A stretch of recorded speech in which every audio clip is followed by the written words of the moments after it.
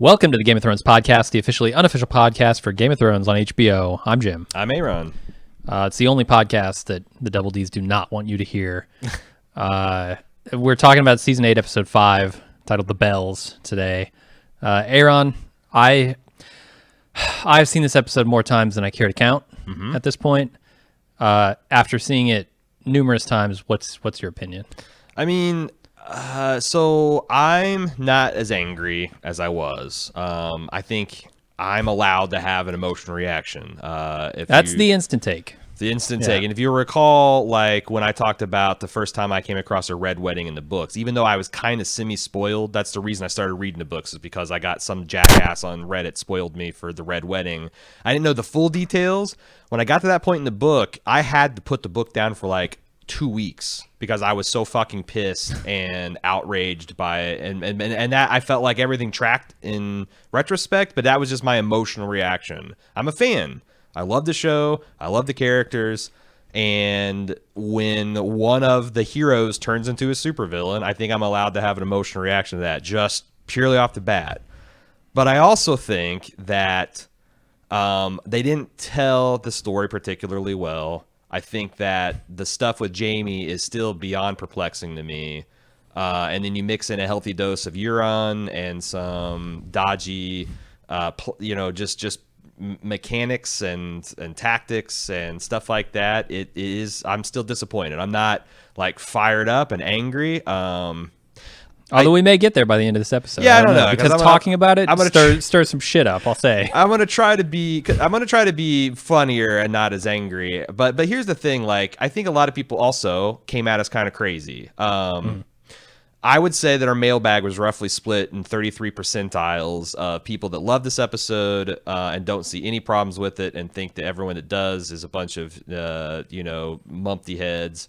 I think there's about a solid third of people that are like, yeah, I mean, I don't.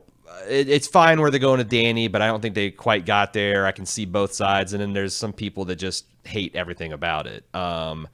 And if you're going to argue with us, I'm going to speak for myself, and you can agree or disagree, Jim, but like, at least argue with the point that I'm actually making. Yes, I did not see Dany turning to the dark side. I didn't think that they would actually go through with that. It's not like my first choice of how this Game of Thrones should be resolved.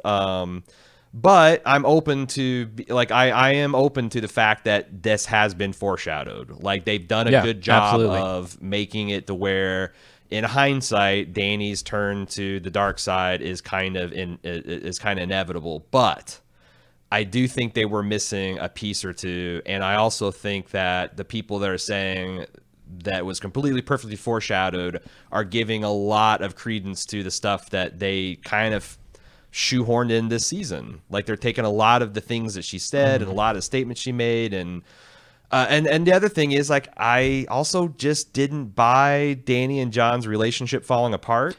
The trouble is, and my girlfriend said this while we were watching it for the first time, or at least her for the first time yesterday, she never bought Dany and Jon. Right. Like, they never sold the love story. Yeah. And so they couldn't sell the breakup story. Right. The true betrayal there. Yeah. So, and I agree with her. Yeah. So it's like I'm not saying that I don't like this because I don't think that Dany's turn to the dark side is valid. I think that's, a very George Martin thing to do. It's just I don't think they told the job particularly well, and they made a whole lot of unforced errors along the way. So like, and here's the thing: I think even the people that just love this episode unreservedly have to admit that turning one of the top two heroes in the game into a villain is something that you have to really sit up straight and dot all your I's and cross all your T's to have the fan base to kind of just go along with it, and have it feel like it's not satisfying, but inevitable in the same way that the Red Wedding is. And when we get to this point in the episode, I kind of want to compare and contrast the Red Wedding to this thing with Dany. Maybe people agree with me, maybe people won't. But I don't know. I just hope to be a little bit less obnoxious discussing it, I guess, because I'm trying to persuade people, Yeah, I think necessarily we will be. Simply because we have more time Like time has tempered my anger. Time has not tempered my opinion, Right. or my disappointment. And the other thing is, like, a lot of people's evidence that they cited to show that Dany is got this Mad King, Mad Queen stuff in her is things that, like, I just fundamentally disagree with the analysis and the context. Like, she locked Zaron's on duck sauce in a vault. Well, yeah, but he did her real dirty. And like, this story is full of heroes like beheading people that betray him. Like, this is a medieval, like, that's I mean, it rough starts off justice, with but Ned it's delivering justice. justice, right? Dany lied to and burnt all the slave masters in Astapor. But they're fucking slave. I mean, they were Who they deserves were it more? essentially, yeah, Associan Nazis. Uh-huh. Like, you can kill an unlimited amount of them and no one feels sorry for them. Season 4, Dany executes hundreds of Myronese noblemen, some of whom later turned out to be innocent. I mean, there's lots of studies that suggest between 2 and 4% of the people on death row are completely innocent. And yet, every governor that I'm aware of in the Union still supports capital punishment. I would be shocked to learn that the governor of Colorado razed a city to the ground full of innocent people. Like, there are, like, and the thing is like, she's never crossed a line of killing innocent people. And to do so on the crux of getting everything that she wants, that's not the straw that broke the dragon's back to me. Yeah. That's not, they didn't do a good job of portraying Dany as crazy. I think there's some people that, the closest that people come to the mark is trying to paint her as someone that's just very traumatized. And that I think there's a lot of credence to lend to the idea that she is power obsessed in some Right. ways. I think Right. like her main focus, while it is also freeing slaves and breaking the wheel and like all of the things that she says about, breaker of chains, that many of her titles are positive, but the other thing she is she is power hungry. She Right. believes that this is her destiny, her right. And I agree with that. I simply don't think they told the story well enough. Yeah.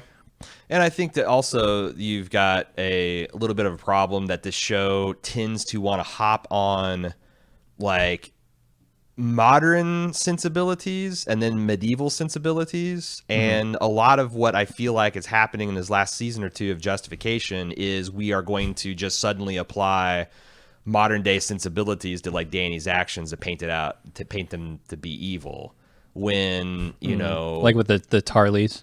Yeah, like executing like people by dragon without any kind of due process or this is shocking. But honestly, you also have the leader of an army, and you offer them a chance to surrender, and they don't take it, and then they're executed. I think there are other solutions there that are less violent, that Sure. are potentially more diplomatically appropriate. Right, but Yeah, Rob. so I think she is a little, right. wrong in that case. But to do Rob what she beheaded did. the Karstarks. He wasn't portrayed as crazy. Sure. Like John beheaded Janos Slynt. He wasn't portrayed as crazy. John hung all of the Black brothers who, we talked about in the episode. Like when he did that, he hung all the mutineers. It's not that the mutineers didn't have a point. It's just that like that's you went against the king and you missed, and like once you commit that level of treason, you're dead. Like. But now it's like suddenly we want to say that Dany's like, oh, well, this is just because Tyrion said it, just because Varys said it, like that this is. I mean, there's a whole lot of like them telling us that Dany was doing this and we should feel a certain way, and I guess I just never was buying it. No, and I mean that's the problem, the fundamental problem with Jon and Dany's relationship and how this betrayal can't really be such because I never felt the connection. They never showed me that Jon and Dany loved each other. If banging on a boat equals love, then the dude who put on the Fire Festival loves a lot of Instagram models. Like what?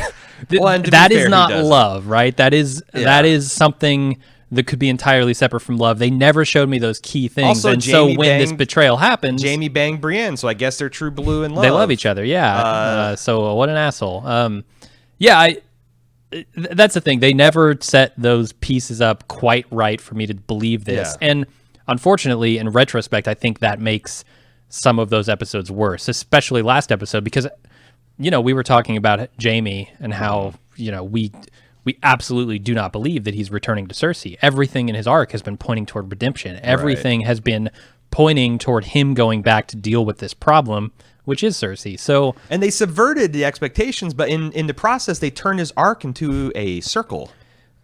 Like that's not and one that does not make sense either, because Yeah. the other half of Jaime is very much for the innocents. And yes, and that's the thing. and there's a line in this episode that Yes. has no business being in there, which we'll talk about in context of the we're scene. in danger But of spoiling our own podcast. yeah, but that's the problem is Yeah. that they fundamentally, and this is why in the instant take, and I still believe this firmly, and I think it bears out in the reviews of this episode, this is the worst Game of Thrones episode, in my opinion, because it undercuts characters so viciously. And we've never had this opportunity for an episode to let us down so badly. Because we now have 8 years of history with these characters, Right. and to undercut all of that history to simply do something shocking Right. is completely dissatisfying in the worst way possible. Yeah, and like that's your subjective opinion, true. Yeah. But if you look at Rotten Tomatoes, It has a 49%. It is literally the worst rated episode of Game of by a Thrones pretty ever. good margin. And some of that's Yeah, gonna- last episode was Yeah. with like 50 something, 53. But those two are very far down the list. Yeah. and like I said, I think the opinions are going to moderate somewhat, like depending on how the next Yeah. episode goes. Like I think, because the other thing is, I think the first half of this episode really worked for me, and I think the second half, if you buy that Dany just fucking went crazy, works actually very beautifully. None of the stuff with Jaime and Cersei quite worked for me. I got a little bit of problems with stuff with Arya, but like that's the thing is like the two halves I don't think connected. You needed one more thing, and then like I'm all on board. And again, you can disagree with us, but like there is, who knows? Or the coin flip is still, I guess, in the air about where the fandom's going to come down. Like a week from now, a month from now, a year from now, 10 years from now. But it feels like the preponderance of fans, they didn't do enough to tell the story, and people are mad about it. And they're not mad in the same way they were mad about the Red Wedding, about the Red Wedding makes perfect sense. about Ned being beheaded, about Oberyn getting his head smashed in. They're not upset in that way. They're upset because, unlike all those events, this didn't feel inevitable. No, this felt like- very shortcutted.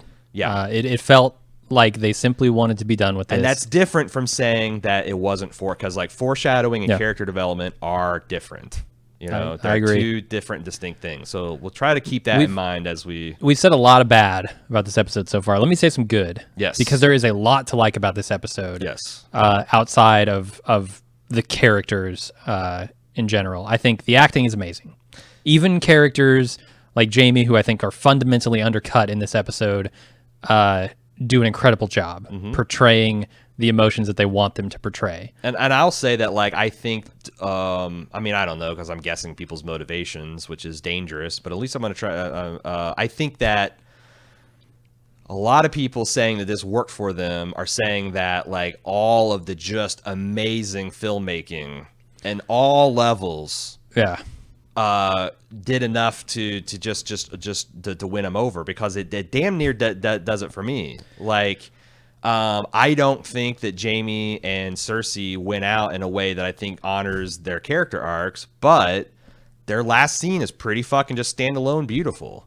I don't think that, like, Dany's fault. Beautiful, but so heartless because Yeah. it didn't make any sense to me. I don't think the But yeah, Sappy beautiful. King's Landing necessarily followed, but it was executed gorgeously, and there's a lot of really powerful Yeah. points about what war does to people, and also, now that I've seen it a couple times, there ain't nothing wrong with this Clegane Bowl. No. This Clegane Bowl is as good as any we could possibly hope for, And this is it's so flawless. It's the so flawless part satisfying. of the episode. It's the most satisfying thing in the episode, simply because everything about the character led here. Everything tracks. Yeah. And it's what we, and it's I mean, it's not necessarily what I think people wanted, because, like, what I wanted was the Hound to win and then finally find peace, or like to be left in a point where he kind of wonders, now what? Like, kind of like, I guess, Inigo Montoya from Princess Bride is like, I've been in the Vengeance game, now I don't know what happened. Maybe someone can suggest piracy. Maybe he can be the new Lord of the Iron Islands. But, like, it wasn't necessarily the ending or how I thought the Clegane Bowl would go, but holy shit, there's nothing, I can't argue with a thing about how they executed it. Yeah, I mean, the cool thing about it is maybe it's not the ending for the Hound that you wanted, but I think it's the ending that the Hound wanted for the Hound. Like, yeah. And Rory McCann, I think the two very things that he wants most in his life are to kill the Mountain and to die. Yeah. Because he doesn't see himself having a place in the world after that. And mission. a goal that he discovered along the way, which is saving Arya. He accomplishes the scene before. That, but that was a great beat for his character, for sure. I thought so. Yeah. Those moments are excellent. I think there's some excellent stuff between Tyrion and Varys, Tyrion and Jaime. Yep. All of those moments hit really well emotionally. I thought actually Emilia Clarke, who I've been critical sometimes with these very strong emotions, did her damnedest to sell a person just having a psychotic break over nothing. Especially when you think of that she did this performance in a giant green box with no other actor with her riding a green mechanical bull. Yeah. It's impressive. The acting is great. Yeah. The music, I mean, how can you take anything away from Ramin? Sure. He's incredible. He's done some of the best work in I wanted to say television scores, but I'm going to say scores, period, since John Williams. Like, he is redefining a generation of music on film. Yeah.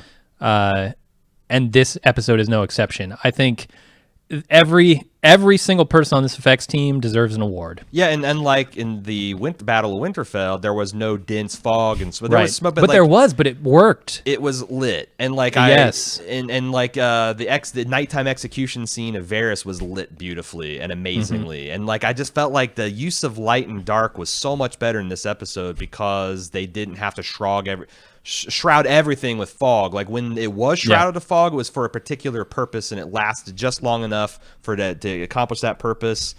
It's tough because the whole reason that was happening in Battle of Winterfell is so this Night King could deny the aerial superiority, which would have toasted him. Right. Because if nothing else, this episode shows just how unstoppable these dragons are when they're allowed to just uncork.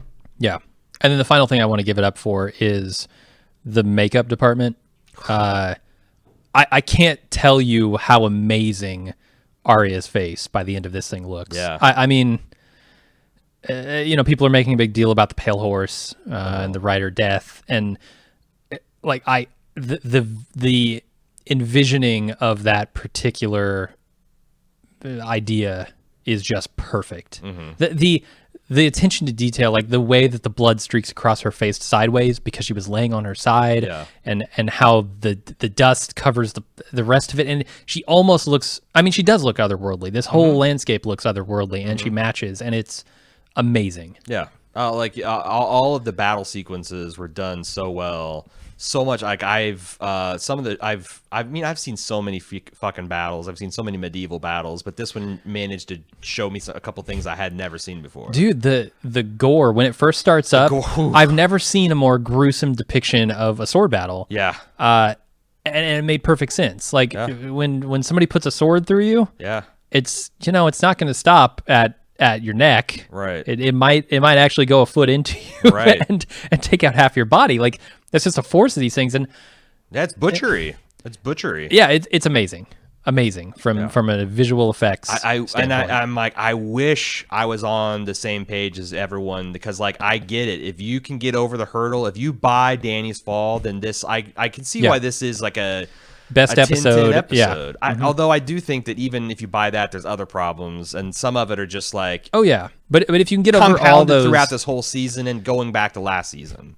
Yeah, and retroactively, I think it makes those things more glaring. But there's a lot to like about this episode. However, I think it's marred entirely by some really just selling short in the writing. Sure. We've talked for a very long time. Should we get into the recap? We should, yes. Okay. We start off with Varys writing a letter detailing Jon's claim to the throne. One of his spies walks in and tells him that the soldiers are watching her, and she's very nervous. And there's an interesting thread here in this scene where, if you didn't notice, it seems like Varys is trying to poison Dany. Yeah, I thought that like when I first watched this episode, I thought like, I'm not sure if they gave Varys due justice. And Varys is in a very desperate position, but now I've seen it a couple times. It seems obvious that like Varys was pulling every fucking stop he could. He had found a network of little birds. He was actively trying to poison her. Let's lay out the case. There's this girl walks in and she's she's being watched by the guards. Varys says, with great risk comes great reward. Right. She's not. What would that have to do with feeding the queen? Right. Did it work? No, she's not eating anything. Right. Oh, we'll try again at supper. Exactly.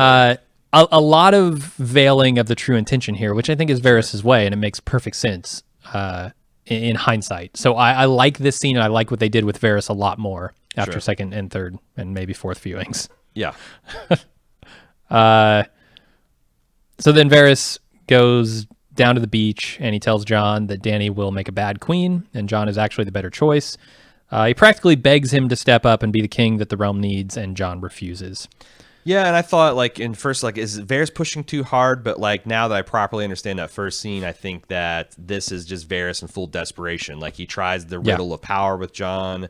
It just doesn't work. He is in a situation where I think, and, the episode proves him correct, he sees these very worrisome and dangerous trends for Dany, but because there's also just as much evidence that she's the co-savior of mankind, people, especially Jon just isn't going to want to see it. Jon is not the guy who is going to soberly evaluate his claim to the throne against his rival lover Aunt's claim, and also her strange, but again, all this stuff was understandable. Nobody, it's something that maybe is worrisome, but you could always it's this, that. It was not wow, Dany killed a lot of innocent people for no justification. We should have seen her killing tens of thousands of people. And I think this scene is even better than I first gave it credit for. After watching it a few times, I realized when he says this line, this riddle to Jon about flipping a coin, he's talking to a Targaryen. Mm-hmm. He's openly out there telling Jon, "I know your secret." Yeah. Jon doesn't think that he could know his secret. He's tickling the dragon's tail here. Yeah. Literally? I think literally he's tickling the dragon's tail. But yeah, it's just so much more delicious when you think, oh, Jon is Targaryen. He's talking about the madness of the Targaryens. Right. He knows where Jon's coin has landed, which is another tip-off. Not sure about Daenerys. It's really good. Yeah. Yeah. But seeing all of this happen, Tyrion goes to Dany, who's looking pretty bad, having not eaten in a long time. Are you familiar with Jenny Nicholson's work? Uh-huh. She does. Yeah. She did. Did you see? She posted a 6-minute video in the style of a YouTube apology video where she was Daenerys, and so I want to talk about all the stuff that's been going on, and it's really I didn't see it, but she does. She's made up just like a woman on YouTube that's fucked up and is trying to apologize. Desperate, is losing millions of fans a day, and she's trying to apologize for it. Nice. Everybody check Jenny Nicholson's channel out. She's great. So Tyrion tells her that Varys has betrayed her, which she didn't actually know, but she deduces, how that happened. And Dany's really pissed that Tyrion's been spreading that secret. And this is great. Destroy her claim. She's got Tyrion dead to rights. She trusted you. She trusted you to do her dirty work for her. Mm-hmm. And also, Sansa was trying to do dirty work. We that's one of the things we've been lamenting, not in a bad way, but Sansa's trying to play this game, and it's feeding all of Dany's her worst intentions and her worst proclivities and her worst fears, and it's unfortunate, but all this stuff so far working really well for me. Yeah, I will say I'm a little disappointed retroactively in what they've done with Tyrion. Now that Varys is gone, yes, I don't think there's opportunity, and now that Dany has blown up King's Landing, there's no opportunity here for Tyrion to distinguish himself, to be Tyrion, the Tyrion that we loved from seasons ago. Because he didn't even really engineer the bell ring. No, I mean, Tyrion has done nothing but fuck up in the last 3 seasons. Yeah. And I was thinking back to it, he really hasn't done anything exciting or powerful or interesting since he tried to negotiate a truce between the masters. He let the dragons out of the dungeon Okay. and tried to negotiate a truce with the Masters, Yeah. which just made him look like a fucking idiot in front of Danny, because Danny came back and Yeah, but I quickly think put an end to all that. But I think he was very smart in what he was trying to do. Sure. He understood the scenario, and that's what I always loved about Tyrion. He didn't have dragon mastery. Like he was doing the best he could to save her kingdom, and yeah. So, but from that point on, that's late season 5, early season 6. Yes. He hasn't had a win. Not a single win, and all of his loses are bound up with like what looks like apparent loyalty to the Lannisters, which after this episode, I gotta feel like that Tyrion's more on Team Lannister than he is Team Dany.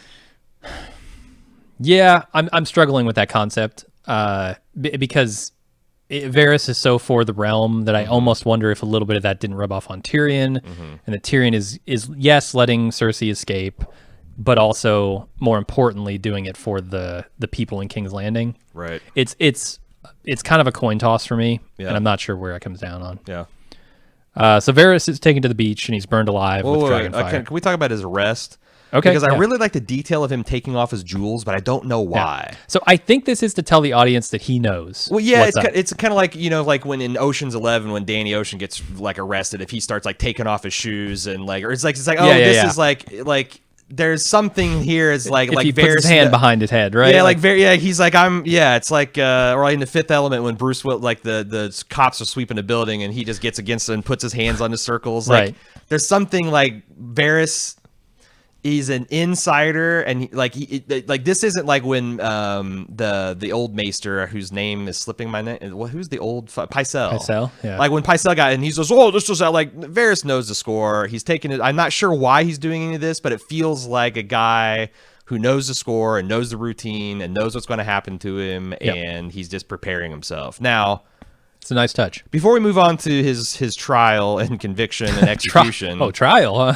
can we talk about what is the damage that he's done here? Because for the life of me, I don't know who he's sending these obvious Raven messages to. I don't think Prince of Dorne? we're supposed to. Yeah, Like, I think that will be revealed next episode. yeah, and I don't. Yeah, I wonder, like, because it just doesn't seem like there's enough functional Westeros left to like. People are either going to back Jon or I don't know. I'm just wondering. I know he was sending ravens. Obviously, they were saying that Jon is he's actually Aegon Targaryen and he's the true heir and he's got a better claim. Which, but it does seem like there's already enough. This episode provides enough evidence that like Jon and Davos and Tyrion have to join up and take Dany down. 100%. Yeah. Like so. Yeah. There's no alternative. Right. So maybe Varys just dies just to give, just to give Tyrion a little bit of conviction and backbone. I mean, I think he's definitely sending letters. I just don't like. He could send him to the Vale. He could send him to Dorne. He could send him to Yara. Maybe like. There's not. You're right. There's not a lot of Westeros left. I think we're supposed to understand like the poison scheme. It's not going to work, but maybe it will give some people a little bit of a stiff spine that they wouldn't otherwise have. Yeah. Because look at Varys. He risked all to try to and he was ultimately right. And the way they played this about him, like I sincerely hope I'm wrong. I totally bought that from Varys. Yeah, that moment between him and Tyrion is like this is a guy who's going to death and he doesn't beg and he doesn't plead. He's not like a Littlefinger because all he does, what happens to him is not as important as what happens to the realm. And I have for so long because book Varys I think is a different beast. He might be a little bit more tricksy, but show Varys, I think, has been true blue the whole time. Like I came from nothing. I'm looking out for the little guy the way I wish someone had looked out after me. And he died the way he lived, and I thought that's a great end for his character. All right, then we move on to Grey Worm burning Missandei's only possession. Wait a second though. I also like this scene again, fucking beautiful. The way it was shot, the way it was lit, the way Drogon slowly emerges from the inky blackness, the fire glinting in his eyes. The moment they give it between Dracarys and actually burning. But here's the point: like Jon side eyes Dany. But tell me how this execution is any different than Ned killing the deserter in season 1. It is no like different. how do you not? This is exactly Varys? what Jon would have done in the situation. Yeah, the fact is he squeamish because she fed him to a dragon? Because like I promise you, Varys' death is no more. Yeah, maybe because she didn't swing the sword. Like, but I think that's the point. Is like I like so I don't think you can honestly argue that because her saying Dracarys is her swinging the sword. Like Sure. Drogon doesn't burn that guy unless she commands it. So yeah, but if Ned had said, "Chop this man's head off," it'd be a little different than him picking up the sword and doing it himself. But I take your point. Like that's her weapon. She doesn't have a sword. Right, but that's kind of my cheeky way of saying this is exactly what Ned would have done, Yes. what Ned did do. Yes. This is exactly what Jon, as an adherent of Ned's philosophy, would have done. So- He would have put this man to death. So to me, this Jon side-eyeing Dany in this circumstance feels false. I agree. Okay. Much more so, I think, than the Tarleys, because they're enemy combatants. They could, Sure. like, and I know Jon's not there in that moment, but the people side-eyeing her in that moment, because kind of have a point. Like, just Yeah. take these people prisoner, right? Yeah.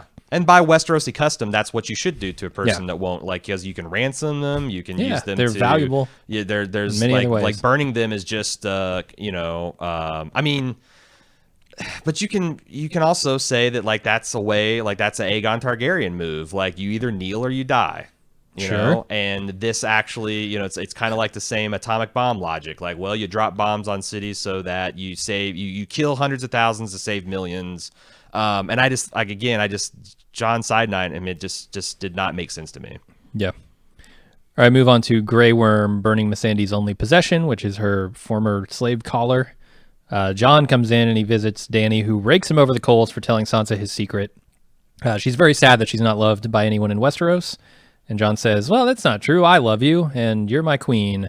But when she goes to kiss him, he completely withdraws from her, and she takes the hint and decides that if she can't rule with love, she's going to rule with fear. I wish, first of all, Grey Worm burning Missandei's collar is amazing. Like her only possession is the slave collar she owned, and this like underscores the whole Dracarys thing. Like I really like that. I also really like Dany's here's the thing though.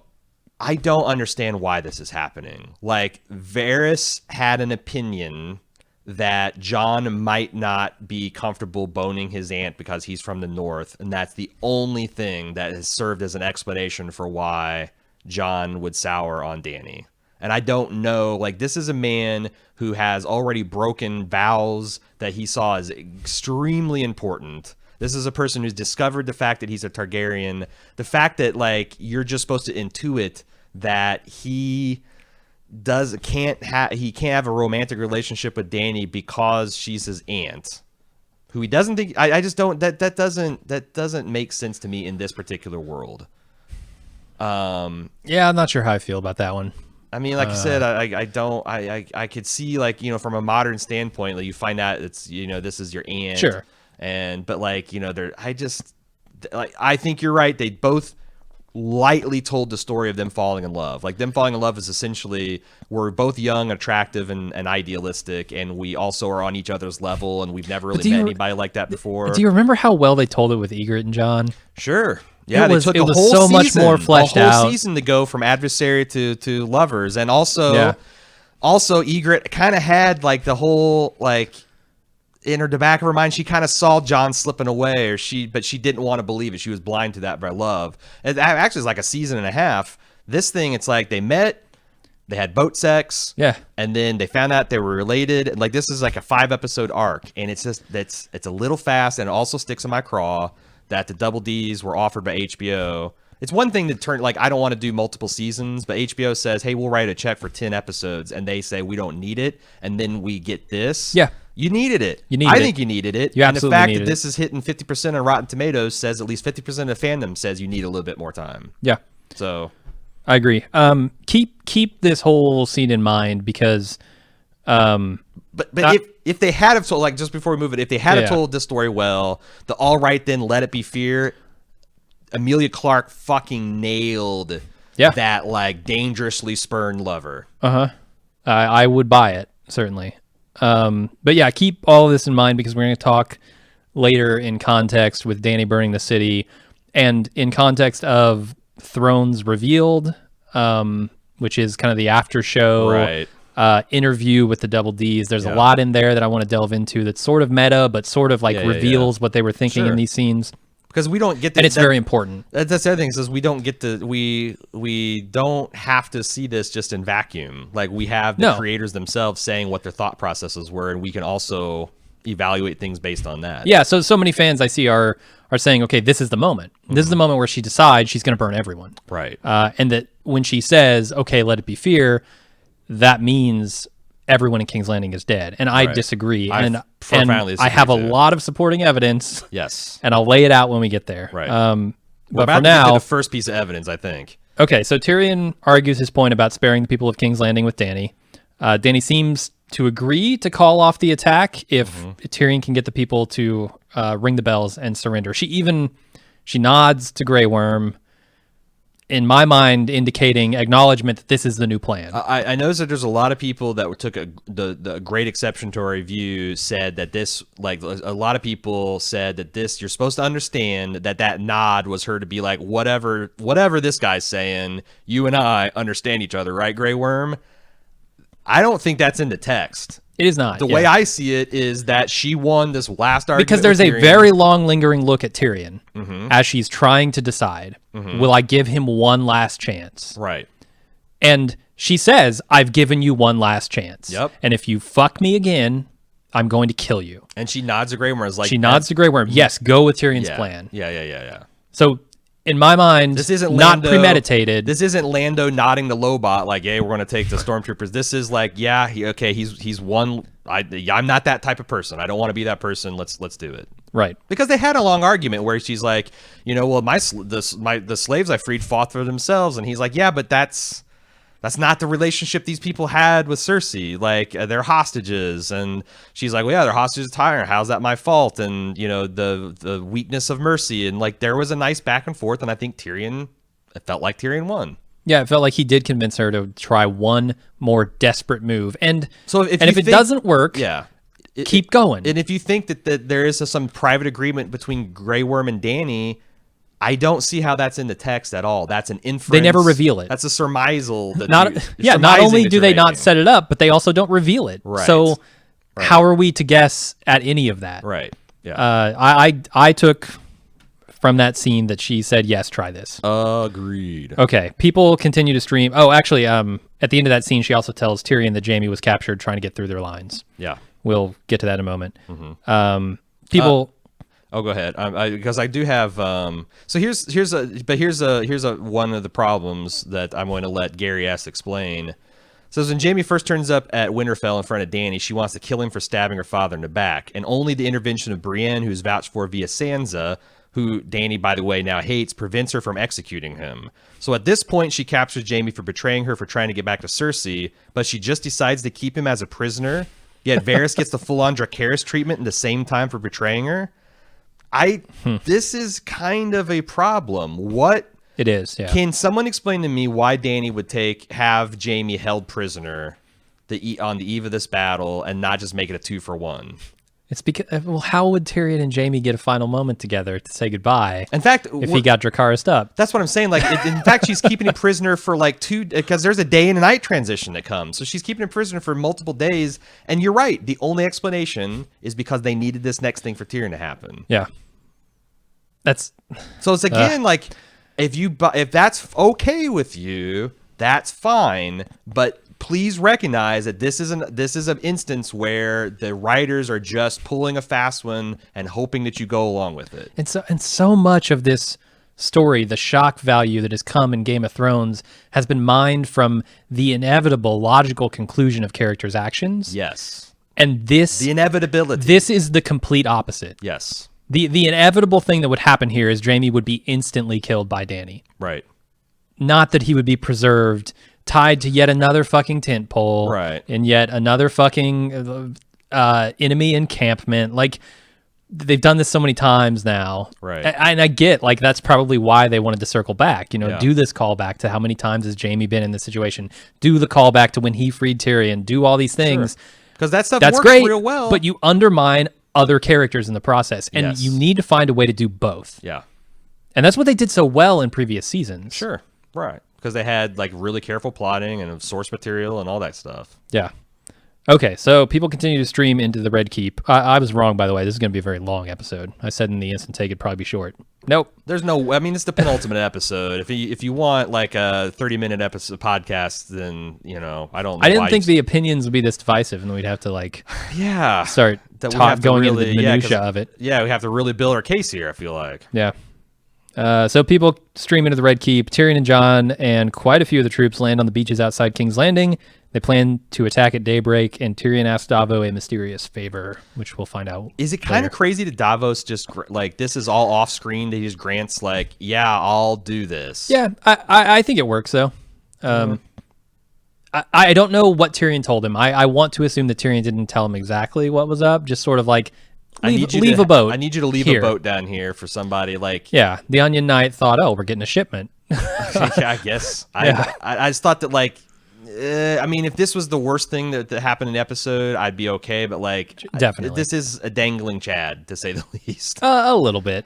I'll give you that. Okay. I think the more egregious thing is there is no fleet on this side of King's Landing. How did they land so many troops on this beach, dude? And under the nose of Euron, under the walls, that looks like. I mean, again, this goes back. Surely to the people with the ballistas, the people with the scorpions, can see the encampment being built painstakingly over the course of what must be days, and again, and they could probably I don't know, send somebody down to say, hey, Euron, can you go blast any ship that comes in here? Send one ship over there to deal with these fucks. Yeah, because Dany doesn't have any, so they can just... Why are you allowing enemy troops to land on your beaches? I don't know. And also, they staged... I think they did a poor job of staging this because this is the sins of last episode. They're well within those ballista ranges. Absolutely, yeah.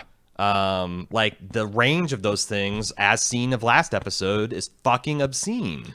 And they have the Navy, the realistic range of this is already enough to realistically threaten a dragon, but the dragon, there's a tension there. If this thing had a realistic range of 300-400 yards, a dragon would never be you only get one shot at it, right? As it's swooping down to kill you. By the time you're in fire range, the dragon's in ballista, but no, this thing's got a range of 3 nautical miles.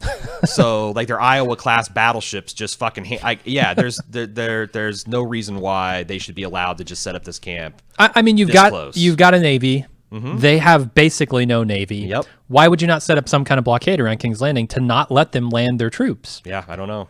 It doesn't make any sense. But we've seen time and time again that none of the battle plans have made any sense. Nope. It's too bad. It's too bad. That's just how it goes now. So the Hound and Arya get stopped on their way into the city by, I think, one of the Stark men. Yep. And they tell him they're on their way to kill the queen, which sort of confuses him. It's funny. It's a funny scene. It is, yeah. It's very good, and they continue through. Yeah. As this guy presumably runs off.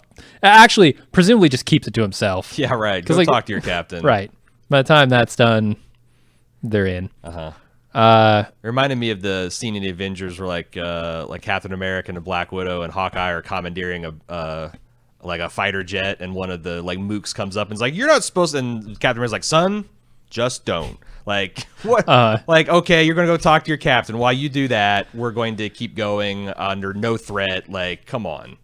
You don't even have a name. You're not even credited. I'm the fucking Hound. This is fucking. Oh, we'll get to credited Night names. Kingslayer. Yeah. I was asking myself after this episode, why isn't Arya using any face at this point? Because it'd be sort of the perfect time. Sneaking into King's Landing would make a lot of sense and especially in front of the Hound, to prove once and for all to the Hound that she has supreme ability, that she is the warrior that he always thought she couldn't be. Right. Show her take a face right in front of the Hound. Yeah. It would be able to explain a lot to us as an audience of how this whole thing works. It would be able to, like I said, cement it in the Hound's mind who she is. All of this would make sense, and even in the context of him saying, "You don't want to be me," at the end, it would make it maybe more powerful. I think what they're doing, though, is they're saving this for Dany. Potentially. Maybe. I really do think that we will get Arya doing some face shit in this last episode. Because she didn't even do that to kill the Night King. If her big face heist was killing Walder Frey in Westeros. But who is the Night King going to let close enough to him that a face would matter? I get it. I'm just saying that I don't feel like they've quite paid off those abilities yet. I agree, which is why I think they're going to try and pay him off next episode. I'm agreeing with you. Oh, okay. Then we're all in agreement here. Yes. Let's move on to Tyrion going to see the imprisoned Jaime. The stupidest Lannister. Yes, I would agree. He releases Jaime with the condition that he at least try to convince Cersei to give up and leave King's Landing via this boat that he apparently gets from Davos. There's a tearful goodbye when Tyrion thanks Jaime for being the reason he survived his childhood. And I went into this scene going, what the fuck? And I came out of this scene going, slow clap, bravo. Like, they kind of nailed it at the end. Because, thought. like, I guess I didn't. The thing that made it work for me is the whole time I'm like, Tyrion, how can you think that this is going to? How can you? But like at the end, and I'm about to compare this to Jaime. He says, he goes like, look, if you do this, your queen's going to execute you. And Tyrion says, oh, you know, if I win the war without firing a shot, maybe she'll forgive him. And then Jaime kind of looks at him. He's like, all right, 10,000 innocent people are worth one not so innocent dwarf. He's very like that tells me that Tyrion knows that even if he successfully completes this mission, he's going to be killed by Dany. He's making a noble sacrifice.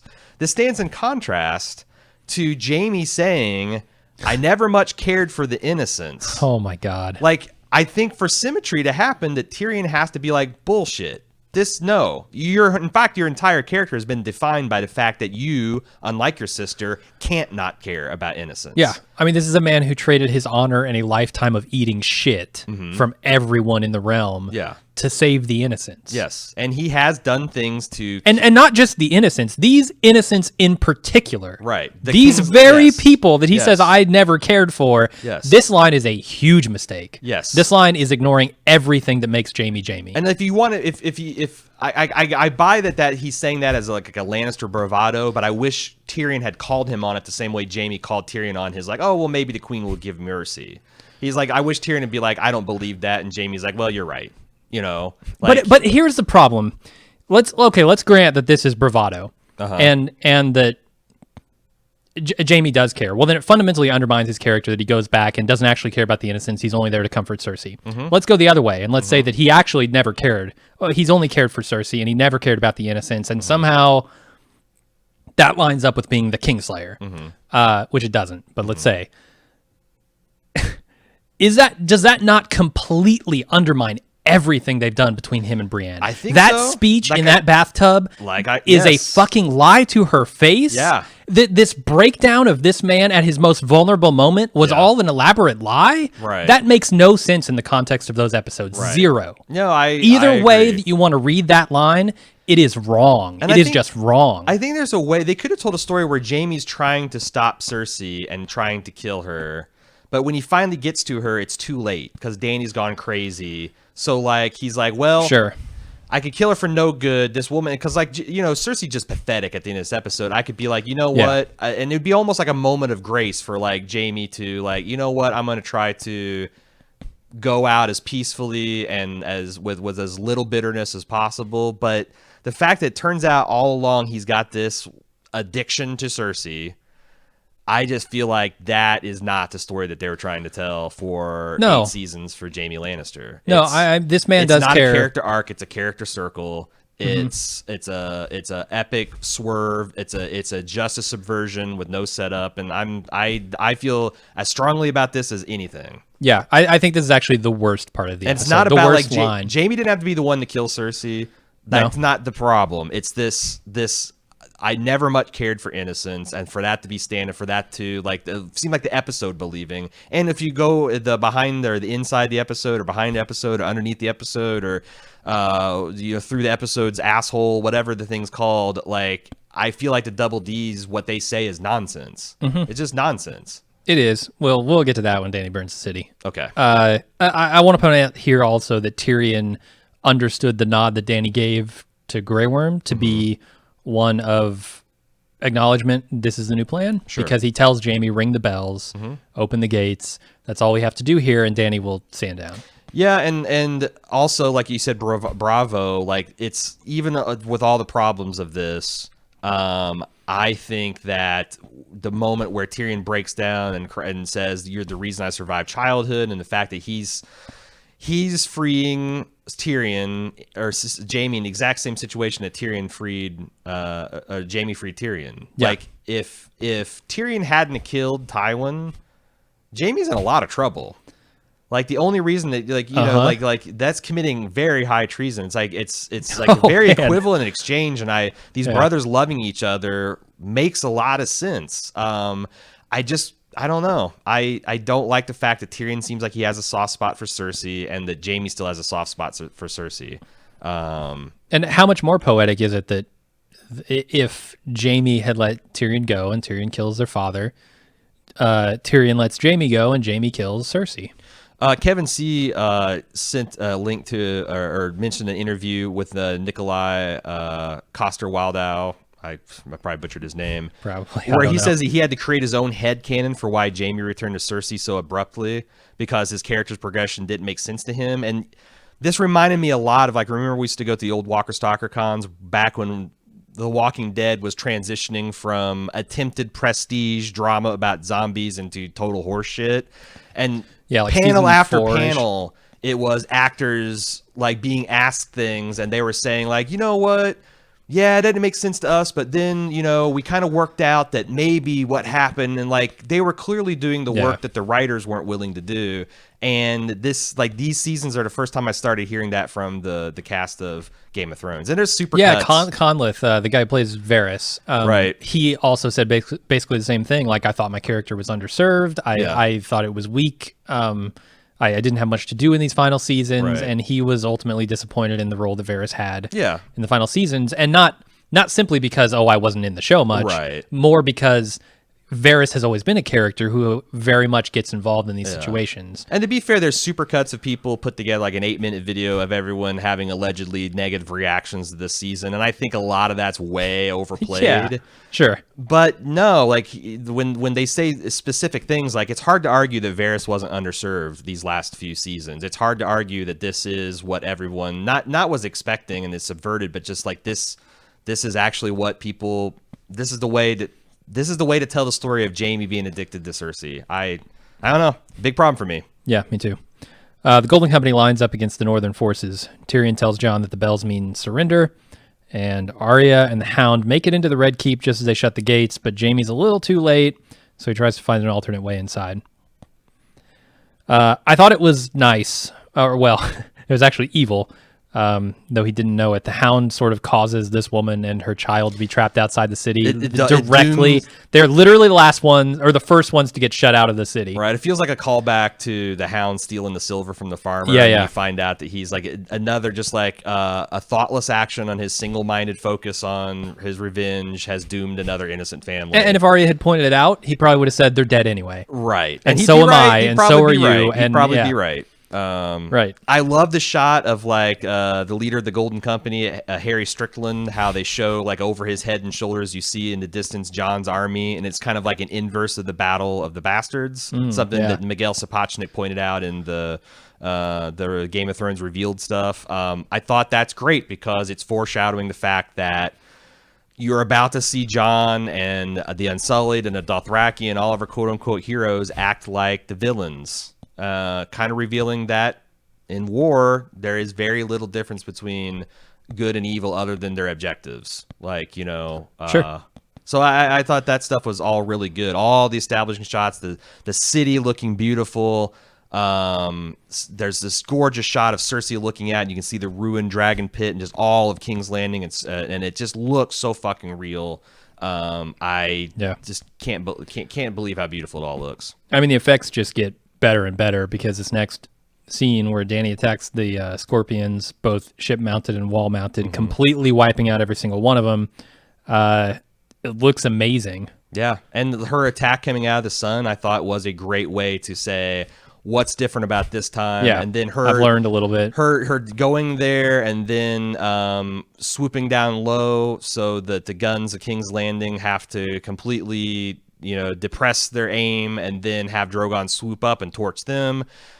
It's a little like, even having said that, this would not be a problem if last episode didn't exist, because it's almost even with all the stuff they did to explain how Dany did it, it seems hard to believe that she had zero problems pulling this off. Yeah, it's just a question of accuracy. And yeah, look, I get it. The sun is in their face, and I like how, you know, Jon lines up in where he puts Harry Strickland's face right into the sun. Yeah, I mean, this is no pun intended, Sun Tzu. Yeah. Basic art of war shit, right? Sure. Like this has been known for thousands of years. Yeah, and it's like basic World War I, World War II aerial tactics. Yeah. I just don't. I just wish that there's someone put together a really cool like reimagining of last episode scene where they told the story. So it's exact the same footage, but they recut it to where it happens this way. Dany's flying high. She sees Euron's fleet and thinks, this fucker's going to try to ambush me again. So she takes her 2 dragons, because she's still got Rhaegal with her, into the dive. And then the mass volley of the crossbolts drives her away. And then they cut to Rhaegal getting shot down from, they imply from the mat. Like, that makes a lot of sense. That, like, if you can get that these things aren't just, like, accurate from miles away. And you can, like, track moving dragons. Like, I don't know, like... They could have told that no one forced them. No one put a gun to their head and said that you have to kill Rhaegal in this surprise, shocking faction with unerring machine gun style crossbow accuracy.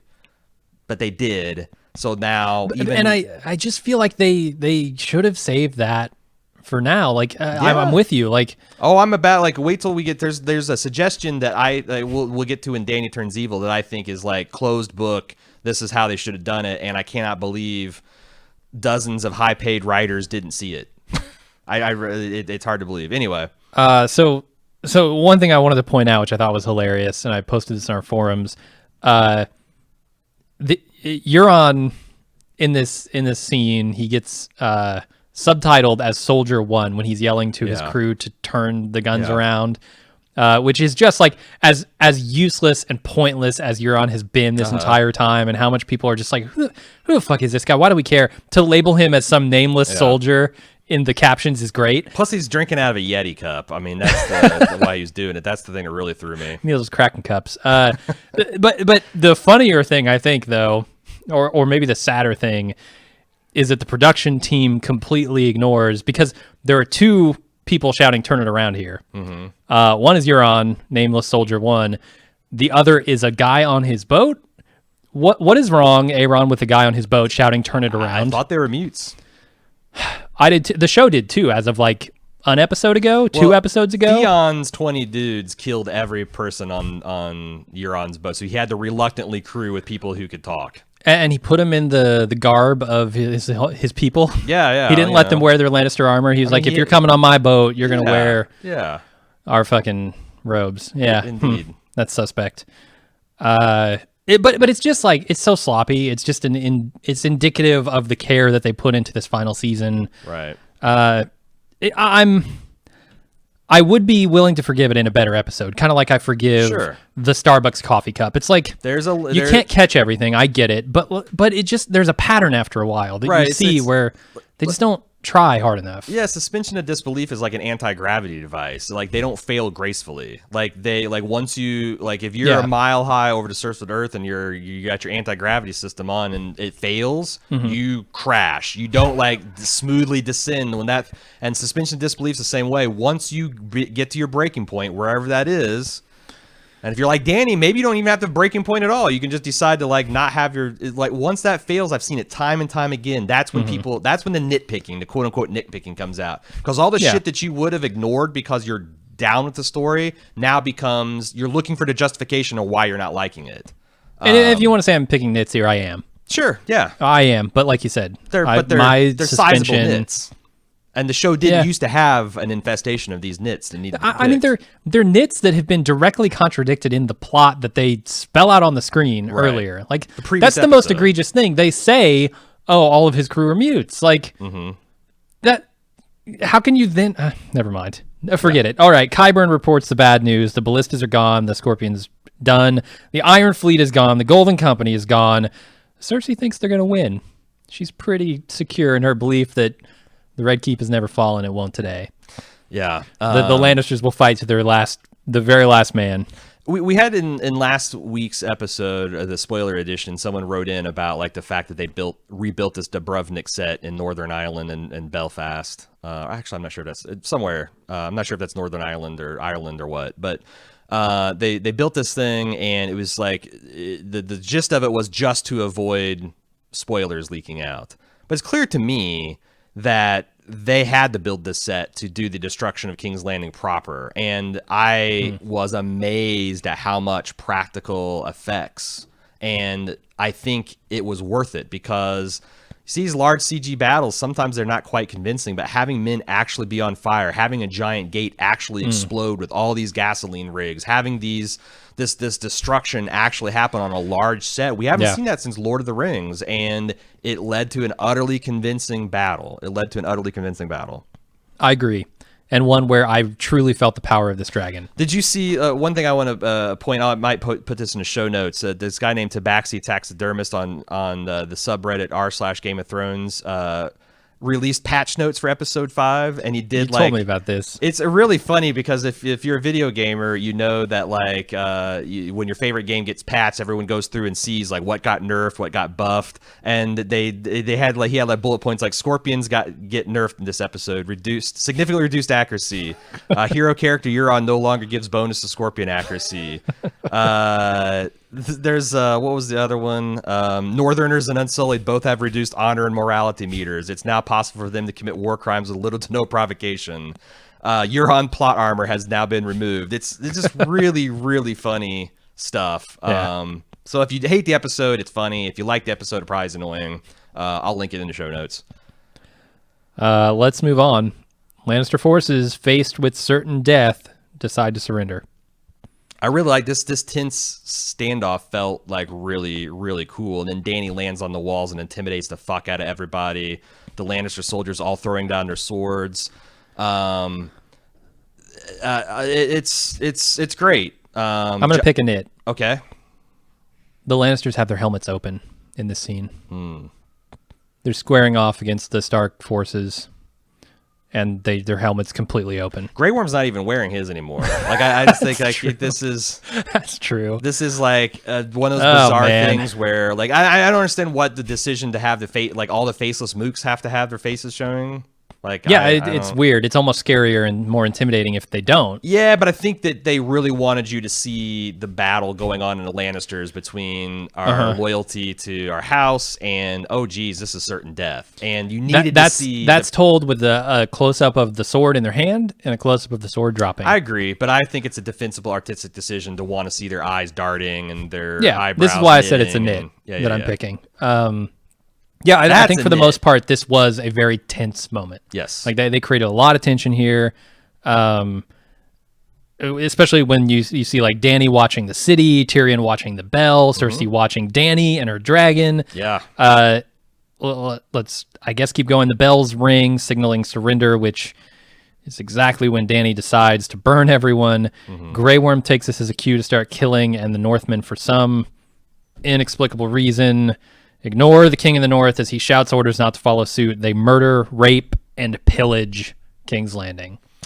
Okay, so let's take this one at a time because I think some of this stuff is more defensible than you're letting on. Okay, let me ask you this though, because I don't think this is very defensible. Okay. Why is Grey Worm here? Why wouldn't he be? Where are the Unsullied? They're with him. No, they're not. Are you sure? Yes, I am. This is just the Northmen. This is all Northmen. This is Jon and the Northmen. Unsullied are nowhere to be seen. I don't know where the Unsullied went because the Unsullied, the Dothraki, and the Northmen all charged the gate simultaneously. Maybe I'm wrong and they're in the way back and they're not getting in the shot. Well, they have that weird way of moving where they have to take one half step at a time. You know? Oh, right. Yeah, so and shout every time they do it. The Dothraki go first because they're on horseback. The Northerns are just screaming and running, and then the Dothraki or the Unsullied are doing their lockstep thing. Yeah, it seemed to me it was Dothraki leading the charge on their horses. Unsullied right behind them with Grey Worm leading them, commanding them. Getting a lot. This is feeling like the smallest of nits. Yeah, but we got bigger nits to pick. But like this whole situation goes down entirely differently if Grey Worm isn't there. So I was just questioning like why. Does it? Yeah, because he's the spark. He's the spark for the Lannister men not the Lannister men, the Stark men to go all apeshit on the Lannisters. But I think it's once Dany burning the city is the spark. No. Yeah. No, watch it again. I'm saying the spear. But I'm saying, but Jon's there to tell everyone to calm the fuck down, and they're his men, and he's the king in the North. He can hold this situation. I fully believe. If you believe if that, Grey Worm doesn't spark it off, I just disagree. I think that like maybe it takes 5 seconds, maybe it takes 10, but once the whole city's on fire and Dany's doing it, like I think it's inevitable. Because here's the thing.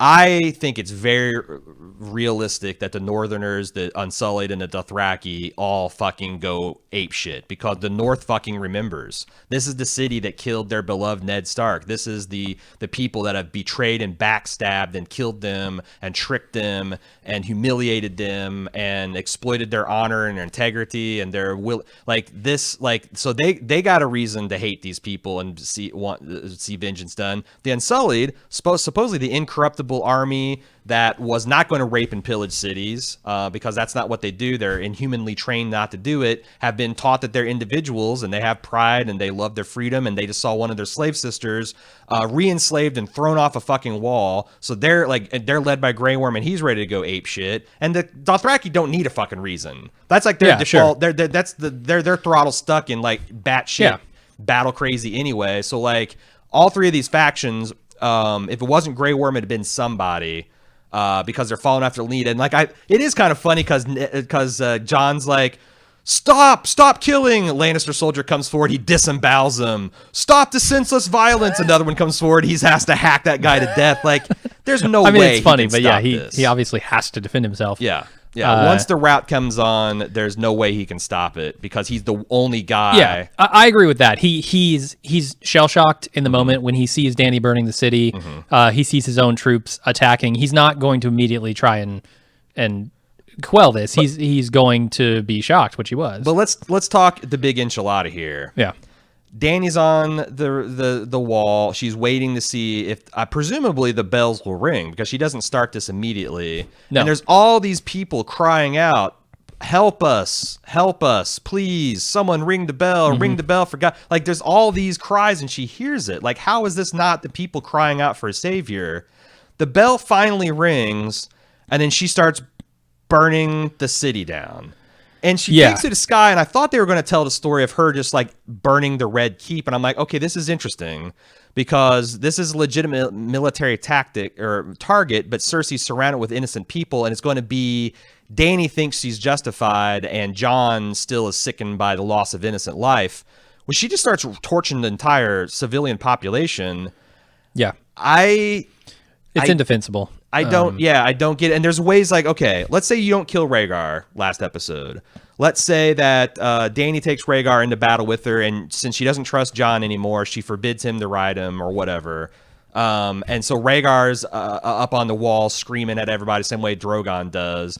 And what if, so the bells ring, the battle's over, but someone between Cersei or Qyburn or probably Euron just unilaterally decides to shoot one last crossbow bolt and it kills Rhaegal.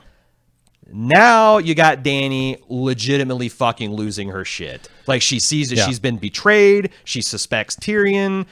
She suspects Jon. One of her children has been murdered after the battle has already been won. After she single-handedly wins this surgical battle.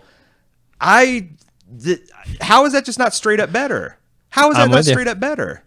Yeah, no, I can think of, and I've seen on the fan communities here, 50 different ways that this plays out that make far more sense in the moment than this did. And I want to make a comparison to the Red Wedding here because I think this is key because a lot of people in the email said, there's no difference in this and the Red Wedding. You just don't like it. Okay.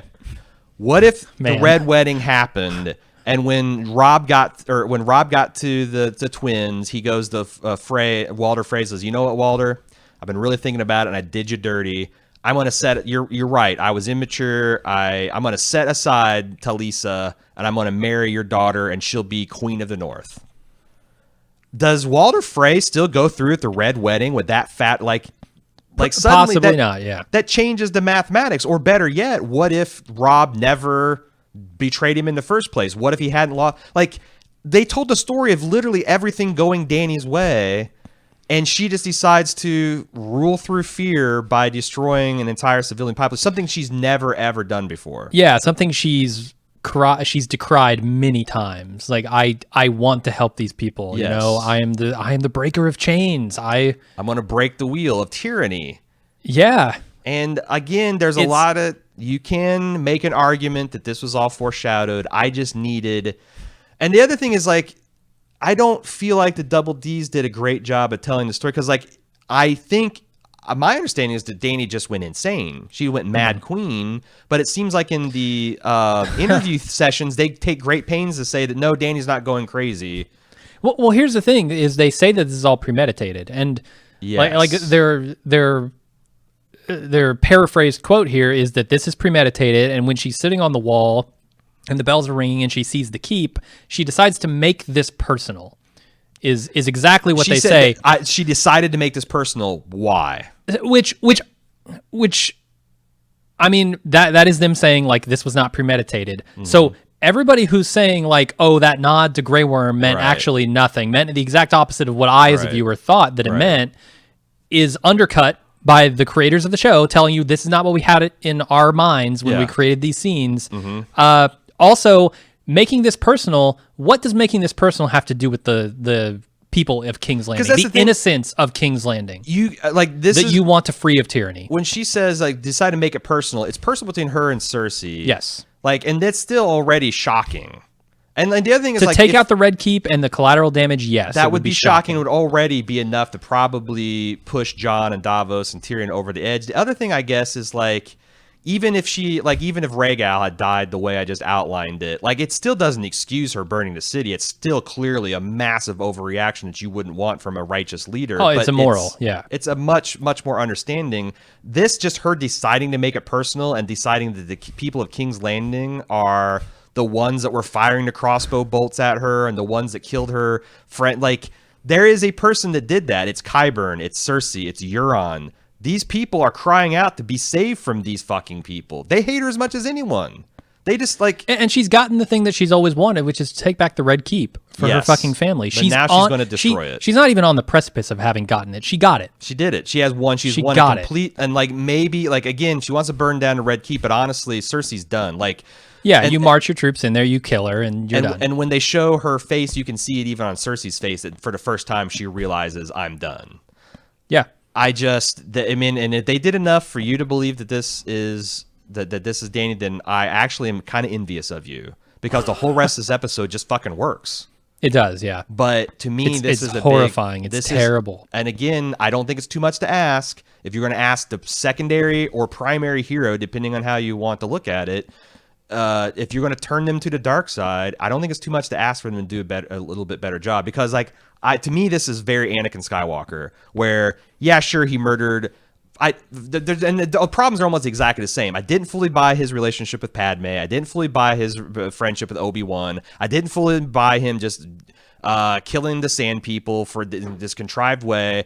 And then like the scene where he turns to the dark side in a 15-minute span, he goes to Mace Windu, gains everything he wanted, which is the trust and prestige of the Jedi Council. Mace Windu goes to arrest the person that needs to be arrested, and then he's like, oh shit, then my girl dies, I can't bring her back. Then he betrays Mace Windu. Then he falls to his knees and says, what have I done? The Emperor says, go kill all the younglings. And then like, I'm sorry, I think there's a lot more in common with Dany's fall to the dark side with Anakin Skywalker than any other, the perfect way that this has been done was Walter White in Breaking Bad. Yeah. And as a person that covered that in real time. And it took many seasons to get there. And the thing is like you're at the end of Breaking Bad, there were still a few defenders of Walter White. Just as in the beginning of Breaking Bad, there was a few people that said, "Nah, I'm not rooting for him. He's a bastard the whole time." But you look at how the audience, like you can tell whether they've done their job by how many people kind of go along with it. And when you see this kind of mixed reaction, it is a failure of storytelling because people are not out to get this show. They want to love this show. I want to love this show. I want to love this show. I struggled. I went back through whatever catalog of this show that I have in my head, and I looked at the previous episodes in seasons of yore, seasons 1 through 4, and I tried to think of a single scene in a single episode that dissatisfied me, that was less than excellent. Mm-hmm. And I couldn't think of a single damn scene in all of the first 4 seasons of Game of Thrones that let me down in any way. Yeah. And now here we are in season 8, shortcutting our way to a 13 episode double season that is so fundamentally flawed in the understanding of these characters and what what drives them and what will push them over the edge in certain scenarios. I look back and I just say, man, what could have been? And I'm sympathetic to the people that says, if you ignore the small stuff and you just go with the broad strokes, this actually tracks and is very Game of Thrones. It's probably something like a lot of the stuff is probably. But I just wish that it's like they didn't do the small stuff right, and then I can't go along with them on the big stuff. Like if you just like I think episode 3 of Star Wars works if you just go along with it as like this gothic opera that kind of works on some kind of intuitive emotional level and doesn't maybe make logical sense. Yeah. But you know what? I said I was pretty much fucked George Lucas on that one too. So no, I have been saying all along, you can go back and you listen to the podcast. I have been saying this. They have very well told the story of Dany being on the edge of her the coin being flipped and spinning in the air. Yes, they have told that story so well. I could so believe it. And I've never been on the side of like, I will riot if Dany goes evil. I think that's a perfectly valid outcome for this character. They just didn't quite make it across the finish line for me in telling that story. Like if Miss Sandy died in front of her eyes and she just instantly went berserk, like there needed to be walk off the screen in that last episode, get on your fucking dragon and burn this place to the ground. Because Dany is a dragon that can be waked and can be act irrational, can get like ahead of herself, but she doesn't premeditated murder a bunch of civilians for no reason. They have not. I don't think they've told that story, and they didn't give me a reason to believe that she had changed her mind about that. And if you think they have, I'm very happy for you. I wish I was. This is probably with you. One of the best episodes of Game of Thrones, if you believe that. Because again, the first half of this works. The second half, again, I think accepting the Jaime shit, but it would be another case where it's like, well, they had a couple bumpy roads, but. So. All right, let's move on. Yeah. Jaime continues to make his way to Cersei. Euron finds him on the beach, and they fight. Jaime is stabbed in the side with a foot-long, I'm being generous, foot-long dagger. Jaime gets stabbed again in the other side, but he's able to kill Euron, and he makes his way under the walls as Euron gloats about killing Jaime Lannister. Kind of two scenes that I combined here, but... And here's the thing. This, I think, is completely indefensible. The fact that Euron would be blown off his boat by dragonfire, this lethal. spot at this, like, there is a 1 minute gap where this scene works. And again, if this was the only problem I had with the episode, then maybe you could decry me as a nitpicker. But Euron, has he ever done anything but swoop in at the last minute through some crazy coincidence and luck and do some devastating thing to a major character that we love? Has he done anything but that in his entire existence of Game of Thrones? Maybe when he's first introduced at the Kingsmoot. Maybe? Yeah, and I'm being generous. And he comes home swaggering and he fucks Cersei. He fucks the queen. But like all of his big moments are just unearned moments of triumph. Can you imagine if they took, instead of Euron killing Jaime or wounding Jaime mortally, if they just had, like you said, this Rhaegal thing where Euron is just like, I fucked the queen, as he fires the last ballista bolt that goes right into Rhaegal, setting Dany off. I would totally see that. Yeah. But that'd be amazing. And the other thing is this goes back to like when they gutted Arya and threw her into that filthy canal. I just don't know why they do, like, why did Jaime have to get run through his guts twice by an 18-inch dagger? Yeah. Like, it's a little unbelievable. I just feel like they continually in the last 2 or 3 or 4 seasons are doing this thing, and they do it multiple times this episode, as we're about to discuss. I mean, they do it multiple times in this scene. They stab him in the sides, but they stab Euron in the guts, and Euron's completely incapacitated by it. Right. I don't... Unable to stand up, even. Yeah, I just, like, when characters used to take fatal damage on this show, it was...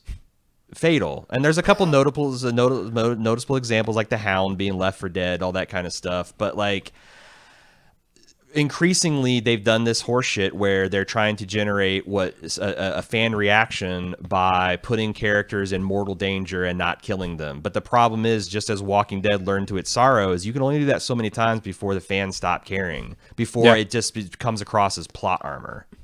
Yeah, I mean, they do it with Jaime, Brienne, Pod, Sam, Tyrion. Yeah. Last episode with the mast coming down on his head. Yeah. They undermine the truly impressive work that they do at conveying the power of Dragonfire. Yeah. By having Euron be totally fine after getting hit by a near direct hit, right? After having Arya get up totally fine after getting hit with a near direct hit. Also, they undermine the great work that they've done there by not killing these characters in these situations. And I was also or not putting them in the first place. It's just also just such a pointless thing because Jaime never really. I mean, the whole story about Jaime is he's not a warrior anymore. Sure. And like, I guess he did kick enough ass last episode, but like, it was kind of borderline shocking to me that he was able to beat Euron. Yeah. Like, even with a grievous injury. And I guess, Euron didn't have a sword, and Euron had just gotten blown off the boat, and Euron had just fucking swam 3 miles from into shore. But it's just, I don't know. This is profoundly silly, and that's saying nothing about the giant coincidence about this particular date, time, and place. Yeah. There's like 100 feet of shore and 30 seconds of chronological time for these people to meet. And I don't nope. My suspension of disbelief is not powerful enough to make me believe nor care about this, because I also don't understand why Euron gets this moment. That's the bigger disappointment in my mind, is that Euron is a nothing of a character that gets to arguably kill one of the most beloved or hated characters in the entire series. Right. Why does he get that moment? I don't know. He doesn't deserve it. All right, Qyburn, seeing their imminent loss, takes Cersei to Maker's Holdfast. I don't know how much you want to say about that. Cersei definitely sees, she's done. So it's like, this is a cool little detail. Like, Maker's Holdfast is this like squat little square castle within the castle. And if you'll recall in season 1 or maybe I think it's season 1, where Joffrey was tormenting Sansa by making her look at her father's head on a spike, and they cross that drawbridge that she almost jumped off with all those spikes. That's actually Maegor's Holdfast. Like, there's this like a giant moat that's got a drawbridge. Like, even if you defeat the Red Keep, then you have to also, and it's got like 12-foot thick walls. It's built to be impregnable. So like, that's where he's suggesting to retreat, and I thought that was kind of cool. Now, outside, as Qyburn is ushering her away, we start to see wildfire caches start to explode. I'm not quite sure what they're going with this. Whether this is literally like, Mad King Aerys, wildfire, dragonfire, or if it's like Mad King Aerys, Dany, yeah, or if it's like but it's kind of has a side effect of like letting Dany off the hook a bit, because it's entirely possible that these that Cersei would have blown these and burnt the city down anyway. There's a third possibility. I mean, there are probably a lot of possibilities, but another one is that these are leftover from Mad King Aerys' days, which I kind of like the most. Yeah. But these, he notoriously hid them throughout the city. Maybe they weren't all found. What cinematic thematic motif is it serving to have them going off at this moment? Well, the same one as it would have if, like, I mean, this is the elbow, the wink, nudge, Dany Mad King thing, right? I think it serves that purpose as well. Yeah, okay. Just to remind us that Aerys exists, and this is about what would happen if he were to have executed his plan. Yeah. But then you also have to be reminded that Jaime was the defender of the people there, which is sort of unfortunate. So Arya and the Hound arrive in the map room. The Hound tells her to go home because Cersei's already dead, and says, "You don't want to become me," consumed by hatred, essentially. And Arya asks him, or thanks him, sorry, as he leaves to hunt down his brother. Does this feel like an earned moment for Arya? Yes, I think so. I think the connection, this is one of the strongest connections that they've developed over the course of these 8 seasons, or pretty close to 8 seasons, 7. I think they've done a really good job with Arya and the Hound. And in my opinion, the only person who could have backed her down at this point is the Hound. I just wish they had played her a little bit more ambivalent with Gendry. I wish she'd played her a little bit more ambivalent with Nymeria. Like, everything to me tells me a story of like, it's too late for this little girl. She's seen too much shit. She's been through too much shit. She's like, it's like, could the Hound have talked himself out of a life of vengeance if he, like, someone gone back and told his 18-year-old self, "You don't want to go down this path, Sandor. This path leads death." Like, isn't Arya at least that committed? I mean, yeah, I could buy that argument. I felt like, again, this is another one where I just didn't quite believe her switch from avenging Death Angel to scared little girl running for her life. I wish I did, but I didn't. I didn't. Okay. let's move on to the keep begins caving in on Cersei. The mountain, which I really like this moment, shields her from the badass. falling rubble as the rest of the Kingsguard is falling around her dead. It just shows just how what the job in front of the Hound is like. Yeah, it's so good. And the you lead up to this, and you believe it, like when you see this 500-pound boulder like bounce off this guy, it's like, yeah, that's about right. Yep. With that armor, that body, he's undead, full of whatever magic Qyburn's pumped him full of. Like it just sells. It just gets you hyped for the Clegane Bowl. What's about to happen? And it's not the only thing they do, because the Clegane Bowl begins when the Hound walks up, but not before Qyburn's head is dashed to pieces on the wall by the mountain, and Cersei slinks off. No man's is as cursed as the Hype Slayer. I'm telling you. Dude, When he comes in, it's so amazing. The way Qyburn dies is spot on. I love it. I also like when the Hound comes in and says "Your Grace" to the Queen, and then "Hello, Big Brother." And the way the way the mountain just glares at Cersei when she says "Stay by my side," and his eyes are just you can tell that, like, no matter what kind of magic Qyburn's working, like there's in whatever lizard part of his brain that's still working, he hates his brother down to his fucking balls, and they just like.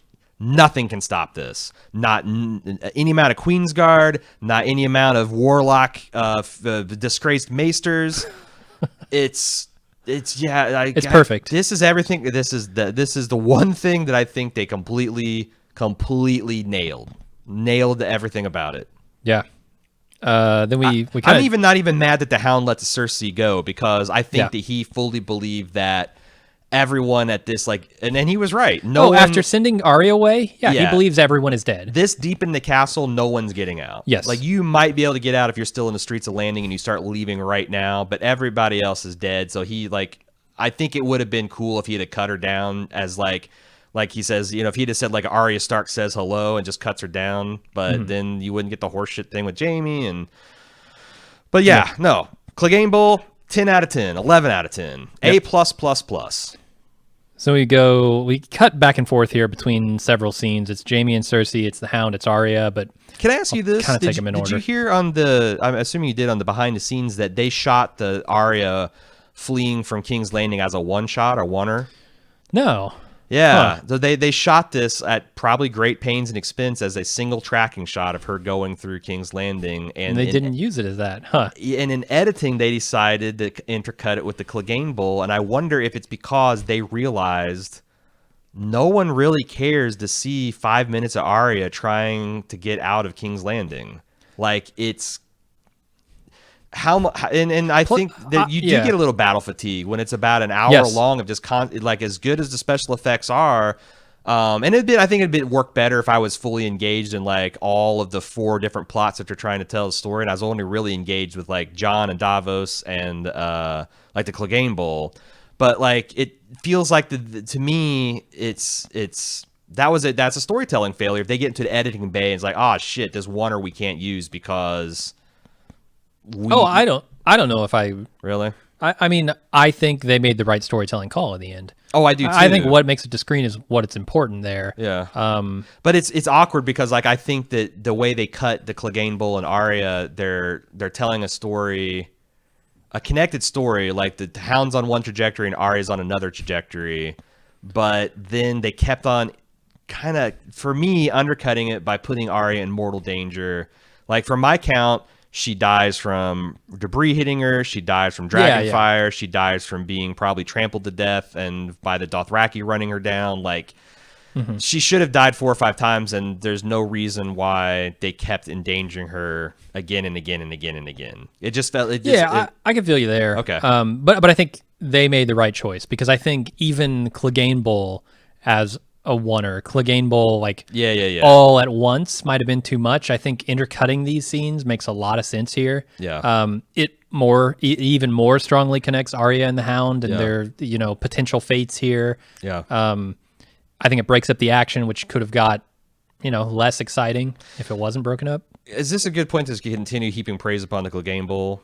Sure, do it. Because like when he puts the sword straight through the mountain, but it doesn't phase him. One of the things because so I wrote these books, godsofthrones.com, and one of the things we spent a lot of money on is hiring Chase Stone to do the artwork for the novels or the books. And one of the things we had him illustrate is the Clegane Bowl. And it's one of my favorite illustrations, and he does this thing where the way he portrayed it, and Chase is kind of known in this, is the way he uses light in his art. And like this sunlight is streaming through this Coliseum they're fighting in. There's all these like Vuvuzela trumpeters, but they just did this great job of like showing this bathe in like this almost like Renaissance looking painting. And that panel of the Hound at the bottom of the stairs and Gregor at the top and Drogon flying over is just fucking beautiful. And the fact that like when he's pulling the sword out of his chest and his head's framed by the sun, he's ripping off his armor, revealing his Frankenstein form. You've got this casting. You've got this Rory McCann who's like 6'6", a beast in his own right, and you literally have the world's strongest man in real life, fresh off the world's strongest man competition, and he's able to take Rory and throw him around like a child. Yeah. And the fact that like when he's punching him, it looks like every one of those is a near fatal blow.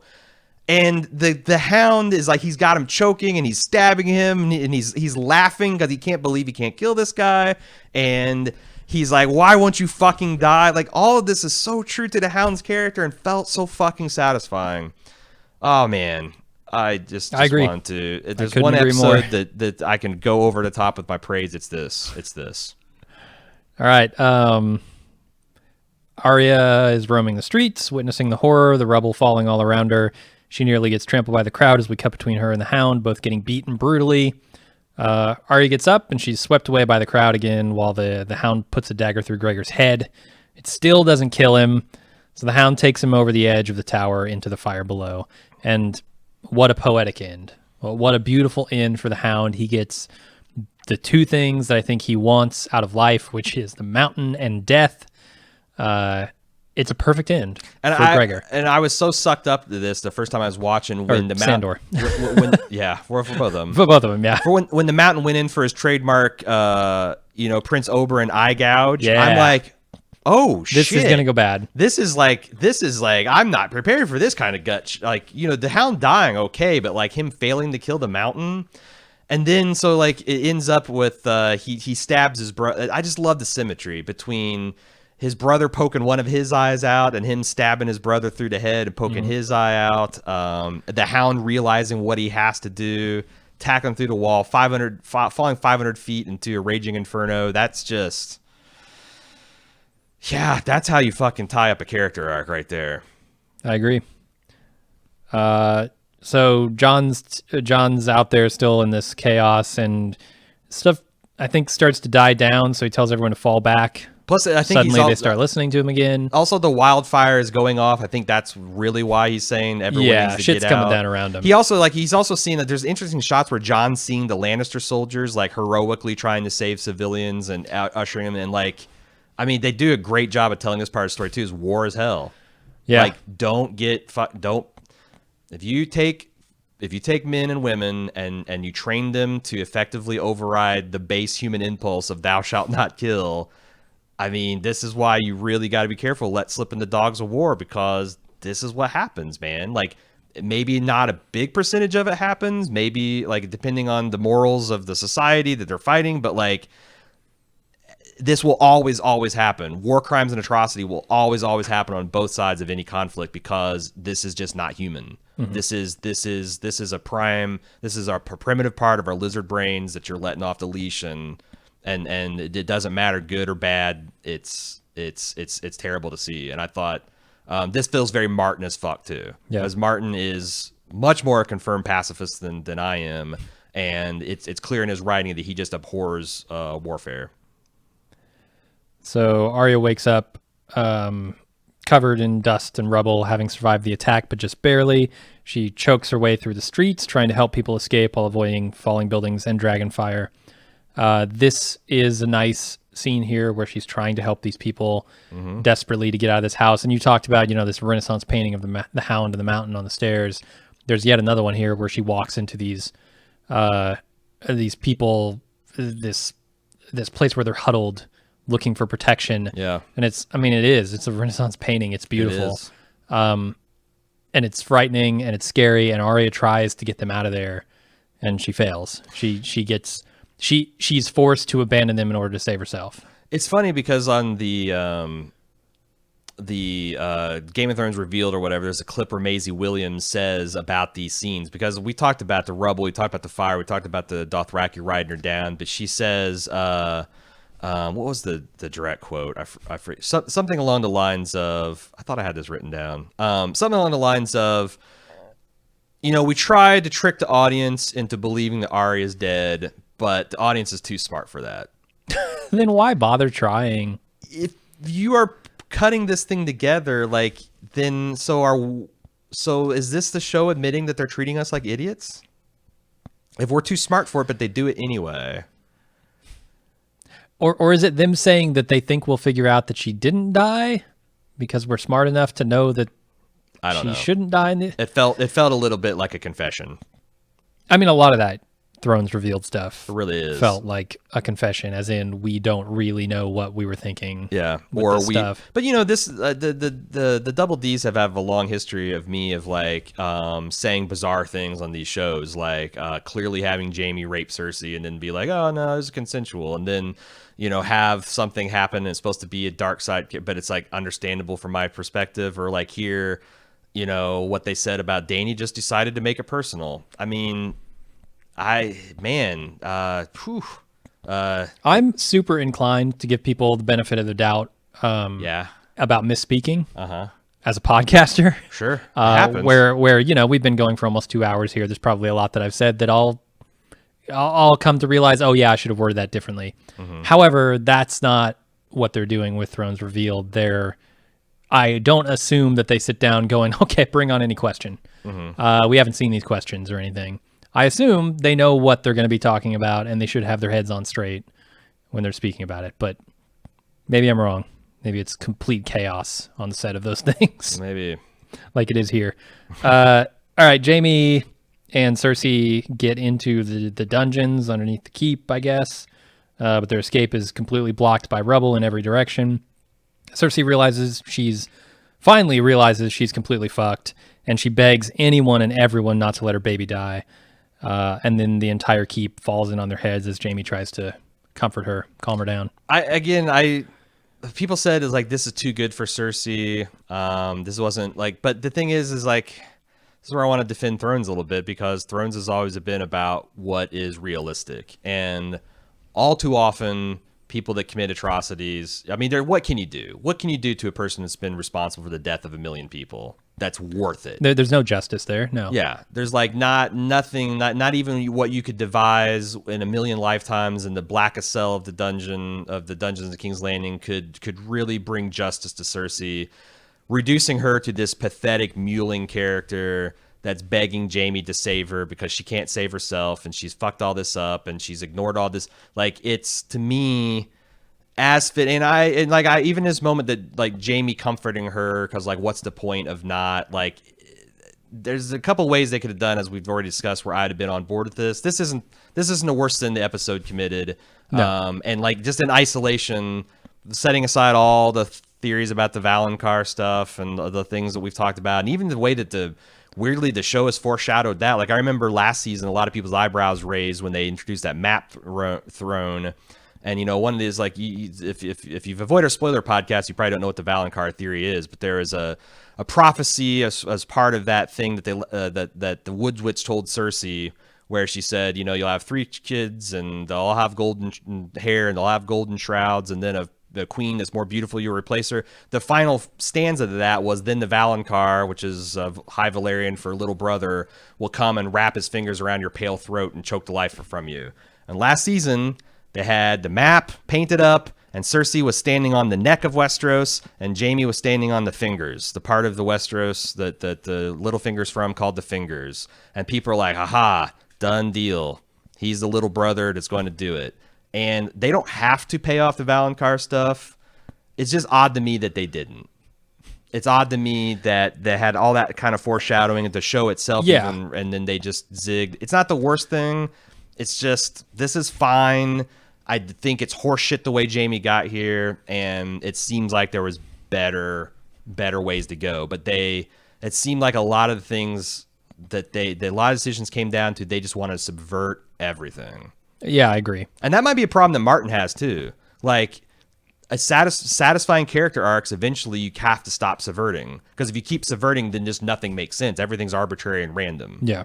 And I'm inclined to say in this moment, Yeah. this idea of the Valonqar theory coming true with the fucking keep coming down all around him and dragon fire from every direction and the Mad Queen. None of that matters anymore in that moment, right? I don't like how it led up to it. I hate basically everything about what they did to Jamie's character.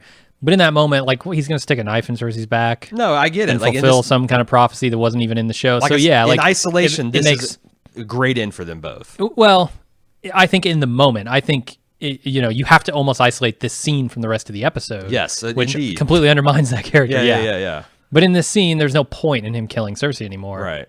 And whatever residual love is still there after she betrays him and he leaves her and goes to fight for the living and comes back. Whatever's left shows through. And I think that's fine in that moment. So then, also, I do like that Jamie, another prophecy, not quite as clear of a prophecy, more of just like a thing Jamie said, but it comes true. He liked to die in the arms of the woman he loves. That happens.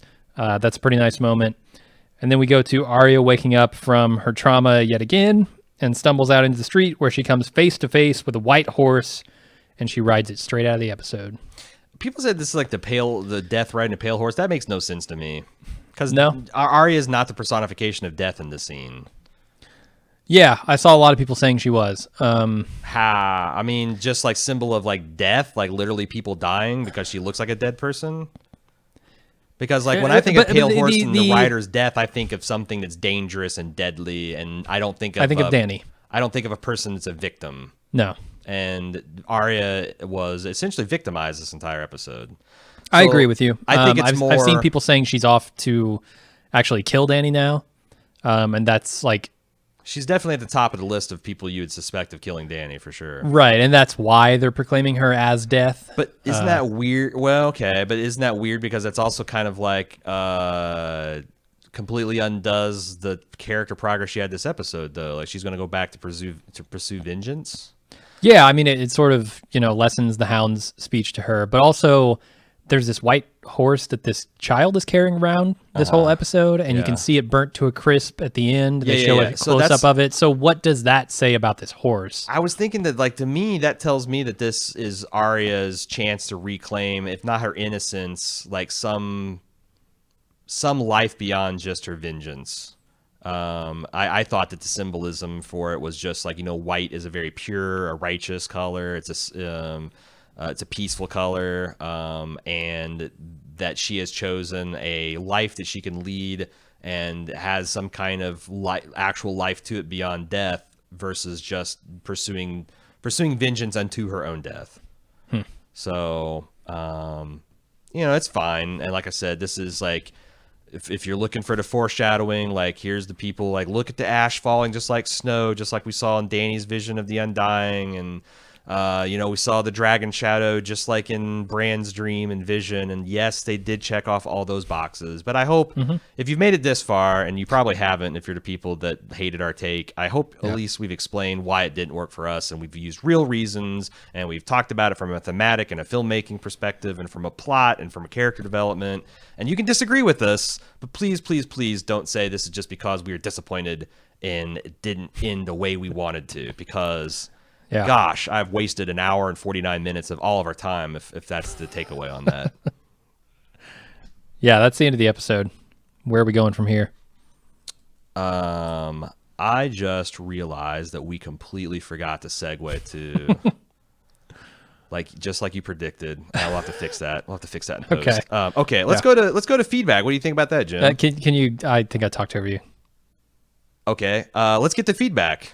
We still have we dealt with a lot of feedback in the episode. Also, you know, we got 900 plus pieces of feedback, but like these big episodes, typically they kind of cluster. There's definitely a curve where people, although it is funny how when you have this division, like all the emails take on this strident tone of like, I've got the one valid take of this episode and everyone else is wrong. And there's a lot of people like, you know, with subject lines, you must read this on the air. Like, okay, all right. Don't tell me what I must. Yeah. I like that just about as much as the people that say, edit this email to be read on the air as you wish. I'm like, oh, I get editorial. The 16 paragraph. Yeah, I get editorial decision on the podcast. That's cool. I'm glad. Oh, yeah. All right, Josh L. Again, send feedback to GameOfThrones@baldmove.com. Josh L., I love the idea of fan bankruptcy, all 11 chapters of it. But now that we've moved further into our fandom destitution, I have some name suggestions, which we asked for on the spoiler edition. Fan foreclosure, devotee default, down and out devotees, audience insolvency, or show skint, which is, I've never heard the word skint before. I think it's racist. It probably is. It probably is. No, I have no idea. I kind of like the idea of insolvency because that says more than just bankruptcy, right? That's like, this is the end of the line. Yeah, I like fan foreclosure too. Foreclosure, it's like, 'cause yeah. You're taking away their fandom. Bankruptcy, you get to keep your house. Foreclosing, it's like, nah, you get nothing. You're gonna have to go sleep on your dad's couch now. Because that's good. It also has the alliteration angle, not the illiteracy. I'm illiterate apparently. Yeah, no, I like the idea that you're now sleeping on your dad's couch and he's very disappointed in you. Oh yeah, he told you this was going to happen. You invest 8 seasons into Game of Thrones, or you're gonna get your fan foreclosed on, and you didn't listen, and now you got to put up with his bullshit. Moving on to Peter G. After the Long Night episode, I became concerned about how fan bankruptcy was affecting your show. This is most evident after last week's Last Stark, where the instant cast was pretty positive. However, the main podcast spends most of its time being critical. What? I thought I was mostly positive on that episode. Okay. Yeah, but I was. So here's the true tea. I wanted to give the show the benefit of the doubt on that Last Stark thing because, you know, I'm actually trying to be aware of my biases as much as possible. And anytime that the show's zigging where I'm expecting the zagging, I try to account for that. So, especially on the instant take, I don't want to come out guns blazing and look like a dumbass. So I try to be a little bit more measured. This episode, I talked about this in the instant podcast, but for the first 45 minutes, you and I both, I think, were like rationalizing every single thing we're watching. But then we got to Danny, and then we got to Euron. We're like, no fucking way, man. Yeah, no fucking way. So, guilty as charged, I guess.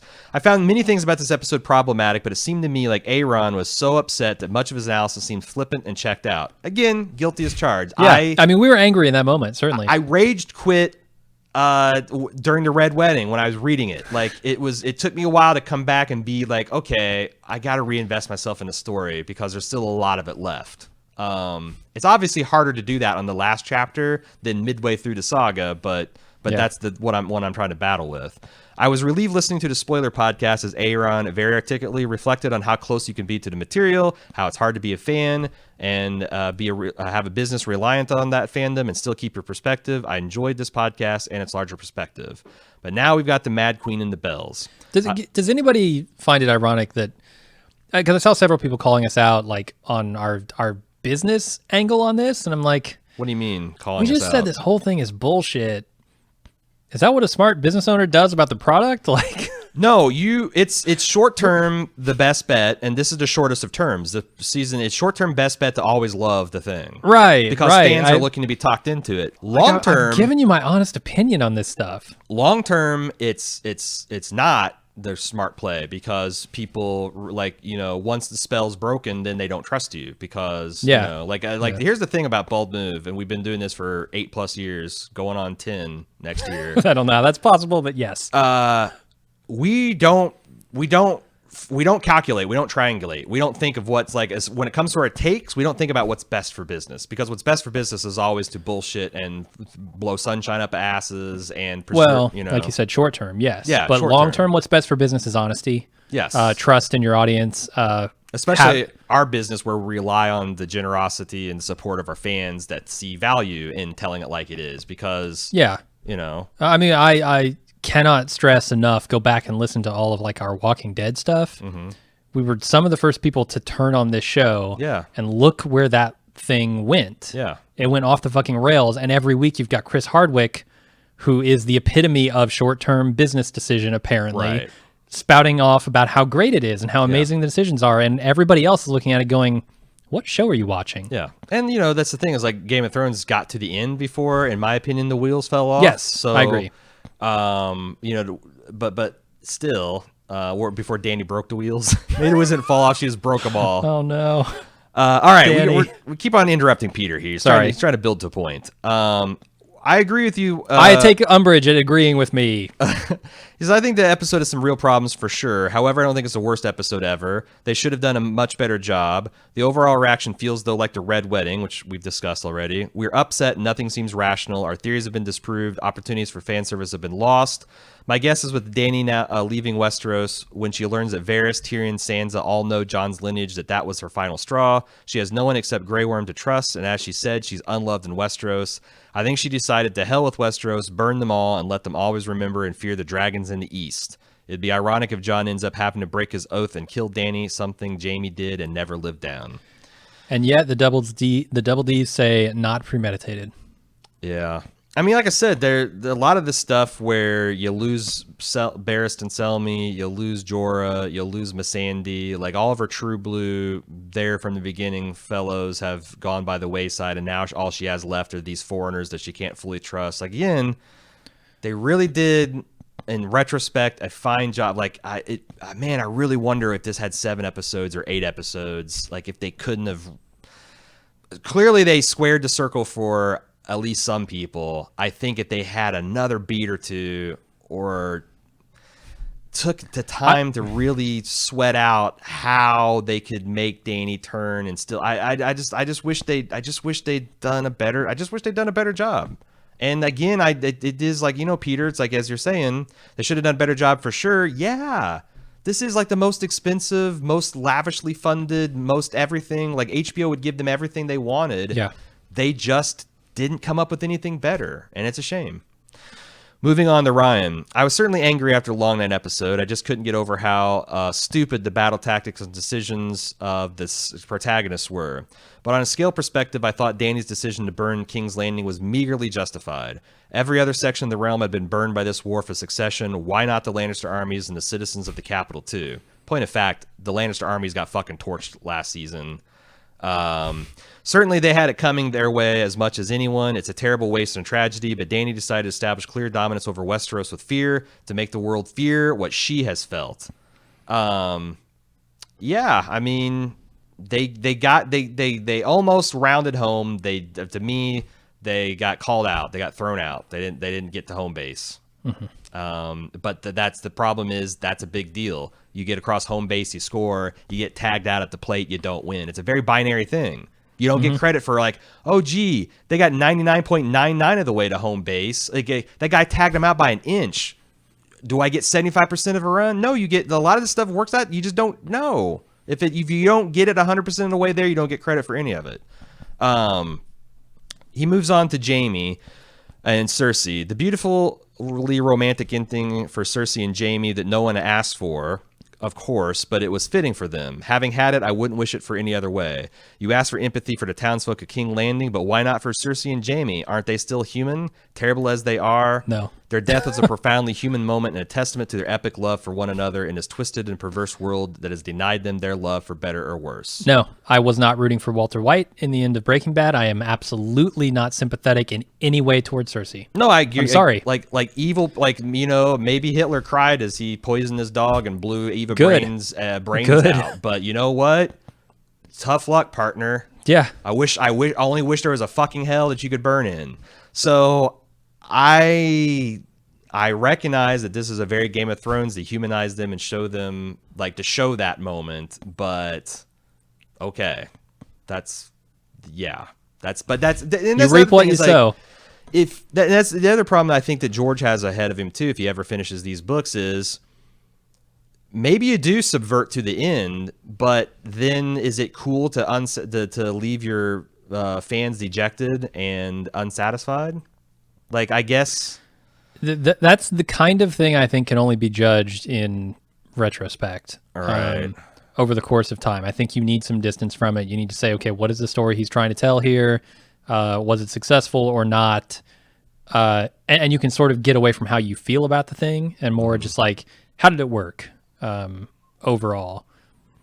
The trouble here is I don't think and I think, like I said, I think in the instant take, George has a huge opportunity here. He's seen the reaction to what are presumably the outlined bulleted points of how this thing is going to end. He's seen a poor execution leading up to it. He has the opportunity to be the fucking hero of the day. Yeah, because Come out with these books, tell this story right, and I am on board with Dany torching this city. I am on board with Dany becoming the evil Mad Queen. Yeah, this is something I was going to save for the spoiler edition because it's more books, but like I'm actually a little bit more bullish on the books because I do think that a lot of this is right off of George's bullet points. Like Dany turning Mad Queen and the Starkmen becoming the rapists and pillagers. Like this is so fucking Martin. And just with a few small tweaks that this could be so much better. But his challenge is going to be just getting on with it because the Double D started narrowing this world 4 seasons ago. Martin's still expanding it as of Dance of Dragons. So like he's got to somehow turn that corner and tell this fucking story and hit those beats better, but without continuing to garden up even more. And that's the thing. But like, If he was kind of like wincing and seeing how people would react to this story, I think it's very encouraging because like no one's saying it's total bullshit. Like I wonder the people that have gotten like Khaleesi tattoos and named their daughters Khaleesi, like how this feels like. It's so Martin's in a really tough position here because he can't say, whoa. Maybe hold off on the Khaleesi tattoos and children until you see the whole thing, people. Sure. He can't do that, right? Sure. So, but like other than those people that have gone that crazy, like for them. I don't think there's many people saying just outright, there's no way Dany falls to the dark side. So to me, that's the thing I'm most afraid of. And if I'm getting like thumbs up on that, I just need to finesse it. To me, if this doesn't get him off the pot and finishing Winds of Winter, I don't know what the fuck will. If we don't get Winds of Winter within a year, I don't think we'll ever get it. Yeah. All right, Sean has a question. Is the Iron Throne gone? I feel like it's the one constant in the series. It symbolizes quite a bit in the story and even the advertising of the show. It was in the Red Keep, so I'd have to say it's crushed and ruined, but I'm sure the writers will just make it appear next week, unblemished. Will Dany want a new throne? I don't know how much the Red Keep got destroyed. I mean, the whole thing crumbles in on Jaime and Cersei, right? From the foundation up. I can't imagine it's still standing, but they kind of need it to... I think that certain prophecy parts fulfilled. Certain parts of it probably got crushed, but like, because there's like all these weird like standalone towers that are attached to it, and which she blasted a couple of those too. So, and the other thing is like, if they can't tell the story of someone getting stabbed in the guts and dying right, then like I fully believe the Red Keep will be 90% undamaged next. I mean, they told the story of the Dothraki getting annihilated, not decimated, not decimated, not. just annihilated, and yet there was as many Dothraki charging as there ever was in the Long Night. So the show just does that. So Red Keep, the Iron Throne dying off screen, no fucking way. I'm gonna say that. Doug L. Maybe it's the lawyer in me, but I spent some time today pondering the events of last night's episode and trying to square the circle that is the Dany smash scene. I agree that if it's Dany's turn is the product of her madness taking hold, the show didn't really justify it because it never clearly articulated what that last straw that broke the dragon's back was. But perhaps what we saw was not Dany's psyche crumbling, but rather a strategic choice. She finds herself essentially where Renly Baratheon was, desiring the throne but with no legitimate basis to knock the rightful heir out of the way. Renly was, until his death, relying on his relative popularity over Stannis to carry the day with the small folk. Dany correctly susses out that she has only fear, not love at her disposal. Had she accepted King's Landing's surrender, she would have won the war, but eventually lost a piece to Jon once his lineage became common knowledge. And that, thanks to Sansa, is inevitable. Since Dany's only path to the throne goes through the popular and rightful heir, Jon, she knows the only way to ensure she remains in power after Jon is, at best, sidelined and at worst killed, is to deter all challengers with an overwhelming show of force. I might buy that without the surrender. And also, she has to make this calculation in 30 fucking seconds.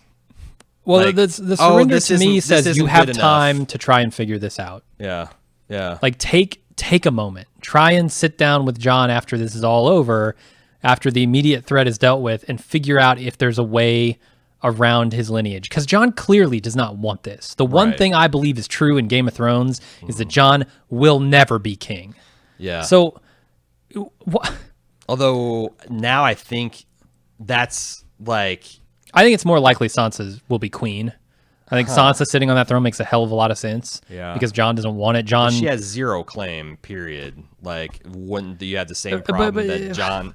Like, if Jon can't get out of this no matter what, then how is he going to get out of it? if he abdicates the throne and just says, I'm not going to do this. I'm not going to do it. Then who's left? Gendry comes swooping in, I guess. That's what I say. Like, now it's like almost like Gendry is in the hot seat. And the other thing is Like, you have to believe that Jon is not being honest or here. maybe this is why because like I was also trying to keep the democracy theory alive, because there's like, honestly, with only 1 hour left, it feels like there's no way they're going to have like that. We're not ready for a denouement where we see No. like how Westeros might continue on. Got to get to Because that. now I'm like trying to figure out, I guess someone's going to sit the Iron Throne. It's going to be like Tyrion or Jon or Sansa or something, or fucking Bronn. Or no, not Bronn, Bran. I mean, it won't be Jon. Jon has said time and time again, and he's an honorable and truthful man to his fucking core. Yeah, but they're also saying that the best king is the one that doesn't want it. But it doesn't matter. Jon's not going to take it. Jon, You don't see Jon like at the end of this. Like I see Jon like on the end at the no, sitting in the because Iron he's Throne. king of the North because he had to be. He absolutely had to be to save all of humanity. Where is the threat now? Where is the threat that's going to push him to this kingdom? That if somebody else takes the throne besides him, it's going to plunge the realm into more war. Like, I think that, like, I see him sitting on the throne But the way, like, who? old ass Conan sits on the throne at the end of Conan the Barbarian. Like, he's Who's left who brooding. fits that description, though? It's Gen- not Gendry. It's not Why? Sansa. It's not Arya. None of these people are evil. None of these people have this Dany inherent wasn't trait. evil until this episode. Like, what? Like, None of these like people an have shown even an inkling An of what up Dany jump showed. bastard from Flea Bottom gonna point is- have sunshine blown up his ass by some highborn lord. Everybody who has had a track record of having any potential to do that stuff is already dead. There's nobody in the kingdom left to be evil. They'd have to be evil over the course of years. They'd have to turn evil, and we don't have time to tell that story. Jon's not going to sit on the throne. Jon doesn't have the pressure that he had when he became the king in the North. Having a lot of faith that the Double D's aren't going to just have Well, Jon come in and say, yeah, that's fair. I can't say what butchery they're going to do to his "All of character the next men's I episode. sit the on." You know, it's like he'll just start barking like a dog and. Fair. And then they'll say, "Oh yeah, Jon was actually always wanted to be king in Yeah. behind the throne's realm." Season 8, Ghost episode will have 6. come back in the off show, and he'll be sitting on the Iron Throne the way Jaime Lannister was when Ned Stark comes in, and that'll be Jon will see it as a sign. Yeah. Like in the first episode, you were the sign that I was a Stark, and now you're conferred. Thank you. And then they lick each other's face, and yeah, I said each other's. It's going to get weird. It's going to get weird. You wanted to see a proper goodbye to you Jon? say weird. Yeah, You say weird. yeah. People say a lot I say of things. Tuesday. All right, Jenny C. Never emailed you guys before, but after listening to your instant take on the bells, I was disappointed to hear how roundly negative your reactions were. Sorry about that. Just being honest. What can I do? I tend to agree with many of the criticisms regarding staging, plot holes, jetpacking, etc., but I do find I'm able to separate the show from the books and accept it as a very simplified version of Martin's vision. I can't help but feel like I watched the worst case scenario play out before my eyes. I found it devastating, but it was so Game of Thrones. It felt like watching Ned Stark being executed, the Red Wedding, and so much more. I witnessed the most absolute devastation possible from just one Targaryen and her dragon. The last thing I wanted to see was for Dany to become the villain, but I feel like it made sense. She was driven to the brink by the death of Rhaegal and the execution of Missandei, but the final nail in the coffin was Jon's rejection. Her love for Jon was her Achilles heel. When she had won the battle and the bells were ringing, I saw a broken woman. Winning was no longer enough. Her decision in that moment came from a very dark place and showed that, like Jon said, if you use those dragons to melt castles and burn cities, you're no different. Ultimately, she is just as bad as Cersei. I don't know, this feels like something George Martin would write. I agree with you, Jenny, to this point. Like, there's nothing that, except for the nail of the coffin being Jon's rejection, because there's literally like 2 days between that and there was the scene where Tyrion begged for the mercy for King's Landing, which was granted, and then she wins. And that's the like, I would like to hear, for the spoiler edition, someone to clearly articulate a through point for that does not rely on a headcanon of how that explains all those events. Like, I don't know. She would have never given that nod if she were not willing to spare these people. Right. And that says to me that it was not premeditated. It was all in that moment, and nothing pushed her in that moment. She Right. had the victory in her grasp. Right. And she simply decided not to accept it. And I just don't think it's in her character to like, you know what, these King's Landing fucks got off easy. Maybe she does that to Cersei. Maybe she does that to the entire Red Keep. I'll grant that. And I think that's the thing. I don't understand why that's not enough. Yeah. I don't understand. It's and horrifying. You know, the other thing it's is a like terrible thing to do. What? Because it's even more poignant. Because like, what if she does that to the Red Keep and it still incites Grey Worm? Like, she wasn't going to burn the civilians, but her own people misinterpret her actions. So then you got the exact same end game. It just works better. And you can go as far as you want with that. Cersei could have already escaped the Red Keep. It could have been all for naught, right? Yeah. Like, she's destroyed these innocent people and gotten no closer to her goal. Like, right.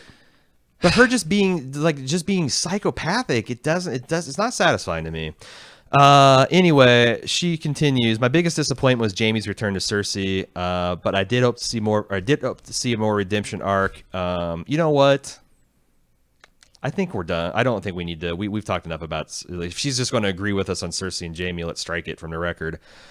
Okay. Thank you for that, Ginny. Let's move on to Tarek J. Dany's story has always been one of how far she will take her vengeance and those who have tempered her along the way. At times she went mad, but it was masked by her need for retribution as an audience. I don't know that I agree with that. I would like to be given an example of the time she went mad, and the only reason we excuse it is because we agreed with her vengeance. Like, that's like, she's either justified or she's not, you know? Yes, Viserys was an asshole, but she had him executed simply for being an ass and never felt bad about it. Did she? No, there were many reasons to have him executed. Yeah. The least of which is selling her off into sexual slavery. And I think that at the reason she got, she begged for him to be spared until he kicked the door in the Khal Drogo's house, directly threatened her and her unborn child, and demanded he be taken across the narrow sea right then and there. Like, that's not being just an asshole, okay? Like, that's committing being an treason asshole is against the cutting cow. somebody off in traffic and then giving them the finger. Right. It was same for the true of the Masters of Qarth, Yunkai, the Cows, and Marine. I just don't agree. All those were very bad people, like Nazi level bad people. The cows. Oh, so she could meekly submit to living in a big tent with all the other crones and being raped to death, or she can walk outside and drink. Like, that's not an immoral choice she made. She slaughtered them not necessarily because they're bad people, but because they didn't respect and love her in the way she thought they should. I think there's a tinge of that in some of the things that Dany does. For sure. I will agree that there is a tinge of that, Because but again, I don't think it's all that. It didn't come from nowhere, for sure. Part of the subversion that A Song of Ice and Fire has given us was telling a fantasy story is that the heroes are flawed, conquerors are fucked up individuals that are not strong enough, or that are strong enough to keep challengers at bay. With all the people that have tempered Dany in the past, with Jorah, Selmy Barristan, and Missandei now dead, no one could sway her from her worst impulses. Is it any surprise things ended up the way they did? Again, Except Tyrion, who I thought did sway her from her worst impulse one last time, and then Yep. she managed to succeed. So and no, it's not surprising they ended up. It's just there was one more beat I was waiting for. yes, and it could have been glorious. Right, but that's an important beat. That's the difference between me. It's different than Han Solo shooting first and shooting second. Yeah. Oh man, That's it. such a good comparison. Like if Jim pulls a gun out right now and points it at me and I have a gun, I shoot him back. I didn't murder him. I Yeah. defended my life, and it's just as moral of a choice as letting him kill me. You know, like Danny Thomas C. Danny stated multiple times. So Thomas is going to try to lay out a argument for Danny being a mad queen. Danny has stated many times she's destined to rule. Agreed. She sees her victory as a foregone conclusion. Agreed. The steadfast belief in victory causes her to see all of her setbacks as caused by her enemies. Agreed. She sees the devotion the freed slaves have to those that freed them as devotion to her because of her destiny and moral superiority. Yeah. I agree with that. This causes her to see the distrust of the Northerners as treason. Yep. This causes her to see the failure of the people of King's Landing to take the city for her like the slaves did at Marine as treason. Okay, this is where I'm starting to what? Wait, what failure? The failure of the people of King's Landing to take the city for her. Wait, what failure? The failure of people. Wait, what failure? Am I wrong? The bells were ringing. The people of King's Landing did take the city for her. Yeah, and here's the other thing is you're acting like the people of Marine, like some of these things, like Danny had built up a history of freeing these people. Like first she tricked the masters of Astapor and burnt them with her dragons and stole the armies. Then she broke in secret and killed all the like security and flung open the gates, and the people did she didn't just camp outside the fucking walls and say free yourselves. Like there was help and assistance and an understanding that she was there to save them, not oh Jesus Christ, this woman's got giant dragons, she's going to kill us all. All right, you have to show that the enslavers are vulnerable before the slaves can rise up against them. So we're already butting heads here, Thomas. Let's see how we go here. John cannot have a claim because she is destined to rule, so the claim is a lie. I don't think that's in the text that Danny thinks that this is bullshit. I think that's her first reaction, but like I think that she believes that John is telling the truth. Do you think that Danny thinks this is a lie? No. I mean, if Okay. she did think it was a lie, she would have no problem with this secret getting out. So here's where I think the headcanon is starting to spin out of control, in my opinion, Thomas. She thinks that John is being tricked by Sansa, Bran, and Sam. She's already declared the Tarleys as her enemy, and she will never believe his word. But she does believe the word. She wouldn't care about this secret that isn't true. Like when she found out that Sam was a Tarley, she felt guilt. She kind of felt guilty and embarrassed. Like again, her first reaction was like, "Oh, that's bullshit. Oh, he would say that. I don't know. Like some of this stuff feels like." No, I think they played that beat where she's like, "Can you really trust your best friend and your brother?" Your best friend, yeah. But then everything after that, this is the show not tell part of it. Everything that she does after that says she believes this claim is real and she's got to fight back against it. And if it gets out to the people of the kingdom, they will support John instead of her because he has a better claim. That's all of that is on the screen. John knows that it's true, so he does not support her in keeping it a secret. She believes this is so obvious a lie that the only reason John could have to spread this is treason. To me, like I think you're right in that she sees John spreading it as treason, but it's not because it's a lie. It's because she saw it as an inevitable outcome to his action, and he couldn't lie to his family. Yes. So it's a slight difference there, but I think it's going to be a huge difference in where you build up to your idea here. Varys conspires to crown Jon due to his claim, a claim she believes is a lie. He gets Dracarys, okay. She seriously suspects Tyrion as a traitor now, especially after he told Varys the lie about Jon's claim. Yep. She gives him one more chance and listens to his begging to call off the attack if she hears the bells of the city. Later, Tyrion frees Jaime. She's already declared Jaime a traitor. Jaime is freed at night, and the battle happens in the morning. She knows Tyrion freed his brother. Now she sees Tyrion as a traitor too. Why would she know that? Yeah, that's not on the screen anywhere. That's headcanon, man. This is an assumption that you're making, and we don't know how late at night that Tyrion visited all this. Like, this is all in your head. This is not on the screen. So when she hears the bells, a part of a plan from someone she now sees as a traitor, she feels justified ignoring the plan. A seeming lack of resistance of the people of the King's Landing to stop Cersei tells her that they support Cersei and they stop seeing the population of King's Landing as innocents. They're her enemy now. So, and he concludes this is well supported by the series. I think I just showed 3 or 4 instances where you are making perhaps logical inferences, but things that are not in the script. They're not on the screen. They're things that you are injecting to make this headcanon work, which is fine. If I'm fine with putting headcanon in there to like explain things that are working, but it's just not working for me. So I'm not extending them that benefit.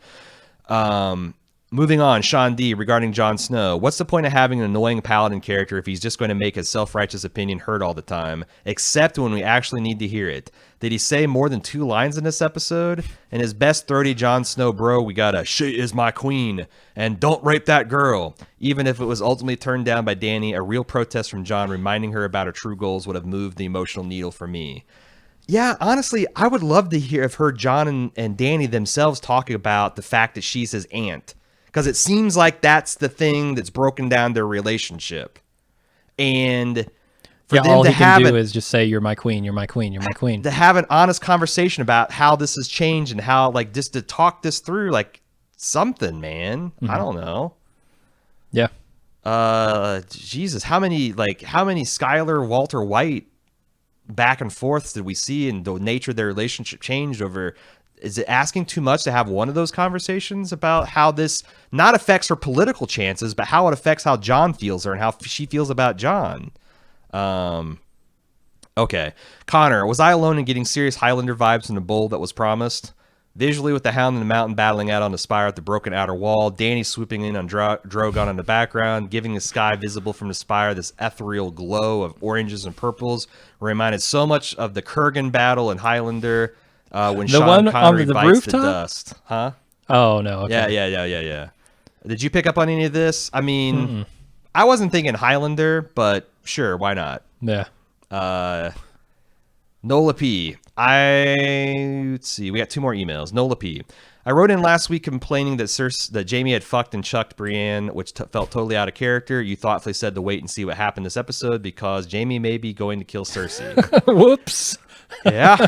Now that we know that he genuinely left the North to return to Cersei's side, how do you judge a storyline with Brienne? We haven't talked about this aspect of it. The biggest victim here. I think it's completely pointless. Jaime's relationship with Brienne was among the show's most beautiful and subtle for years, and suddenly the writers took a sledgehammer to it. They had Jaime treat Brienne like dirt, taking her virginity, then ditching her the next day. Then made it clear in this episode that he's all about Cersei and Cersei alone. Yeah, dude, or lady, Jaime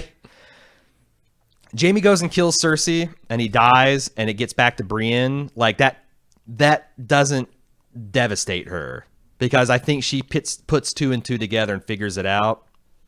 Here, she's just going to hurt the man that she loved, the man that took her virginity, the man that knighted her, the man that she had turned from thinking he's a monster and a kingslayer and an oathbreaker to this paragon of virtue. And it's so... No, he's just a shitter. You were knighted by one of the worst fucking... You were knighted by a drug addict whose drug of choice was fucking Cersei Lannister. Yeah. No, it does injustice to Brienne as an intelligent woman.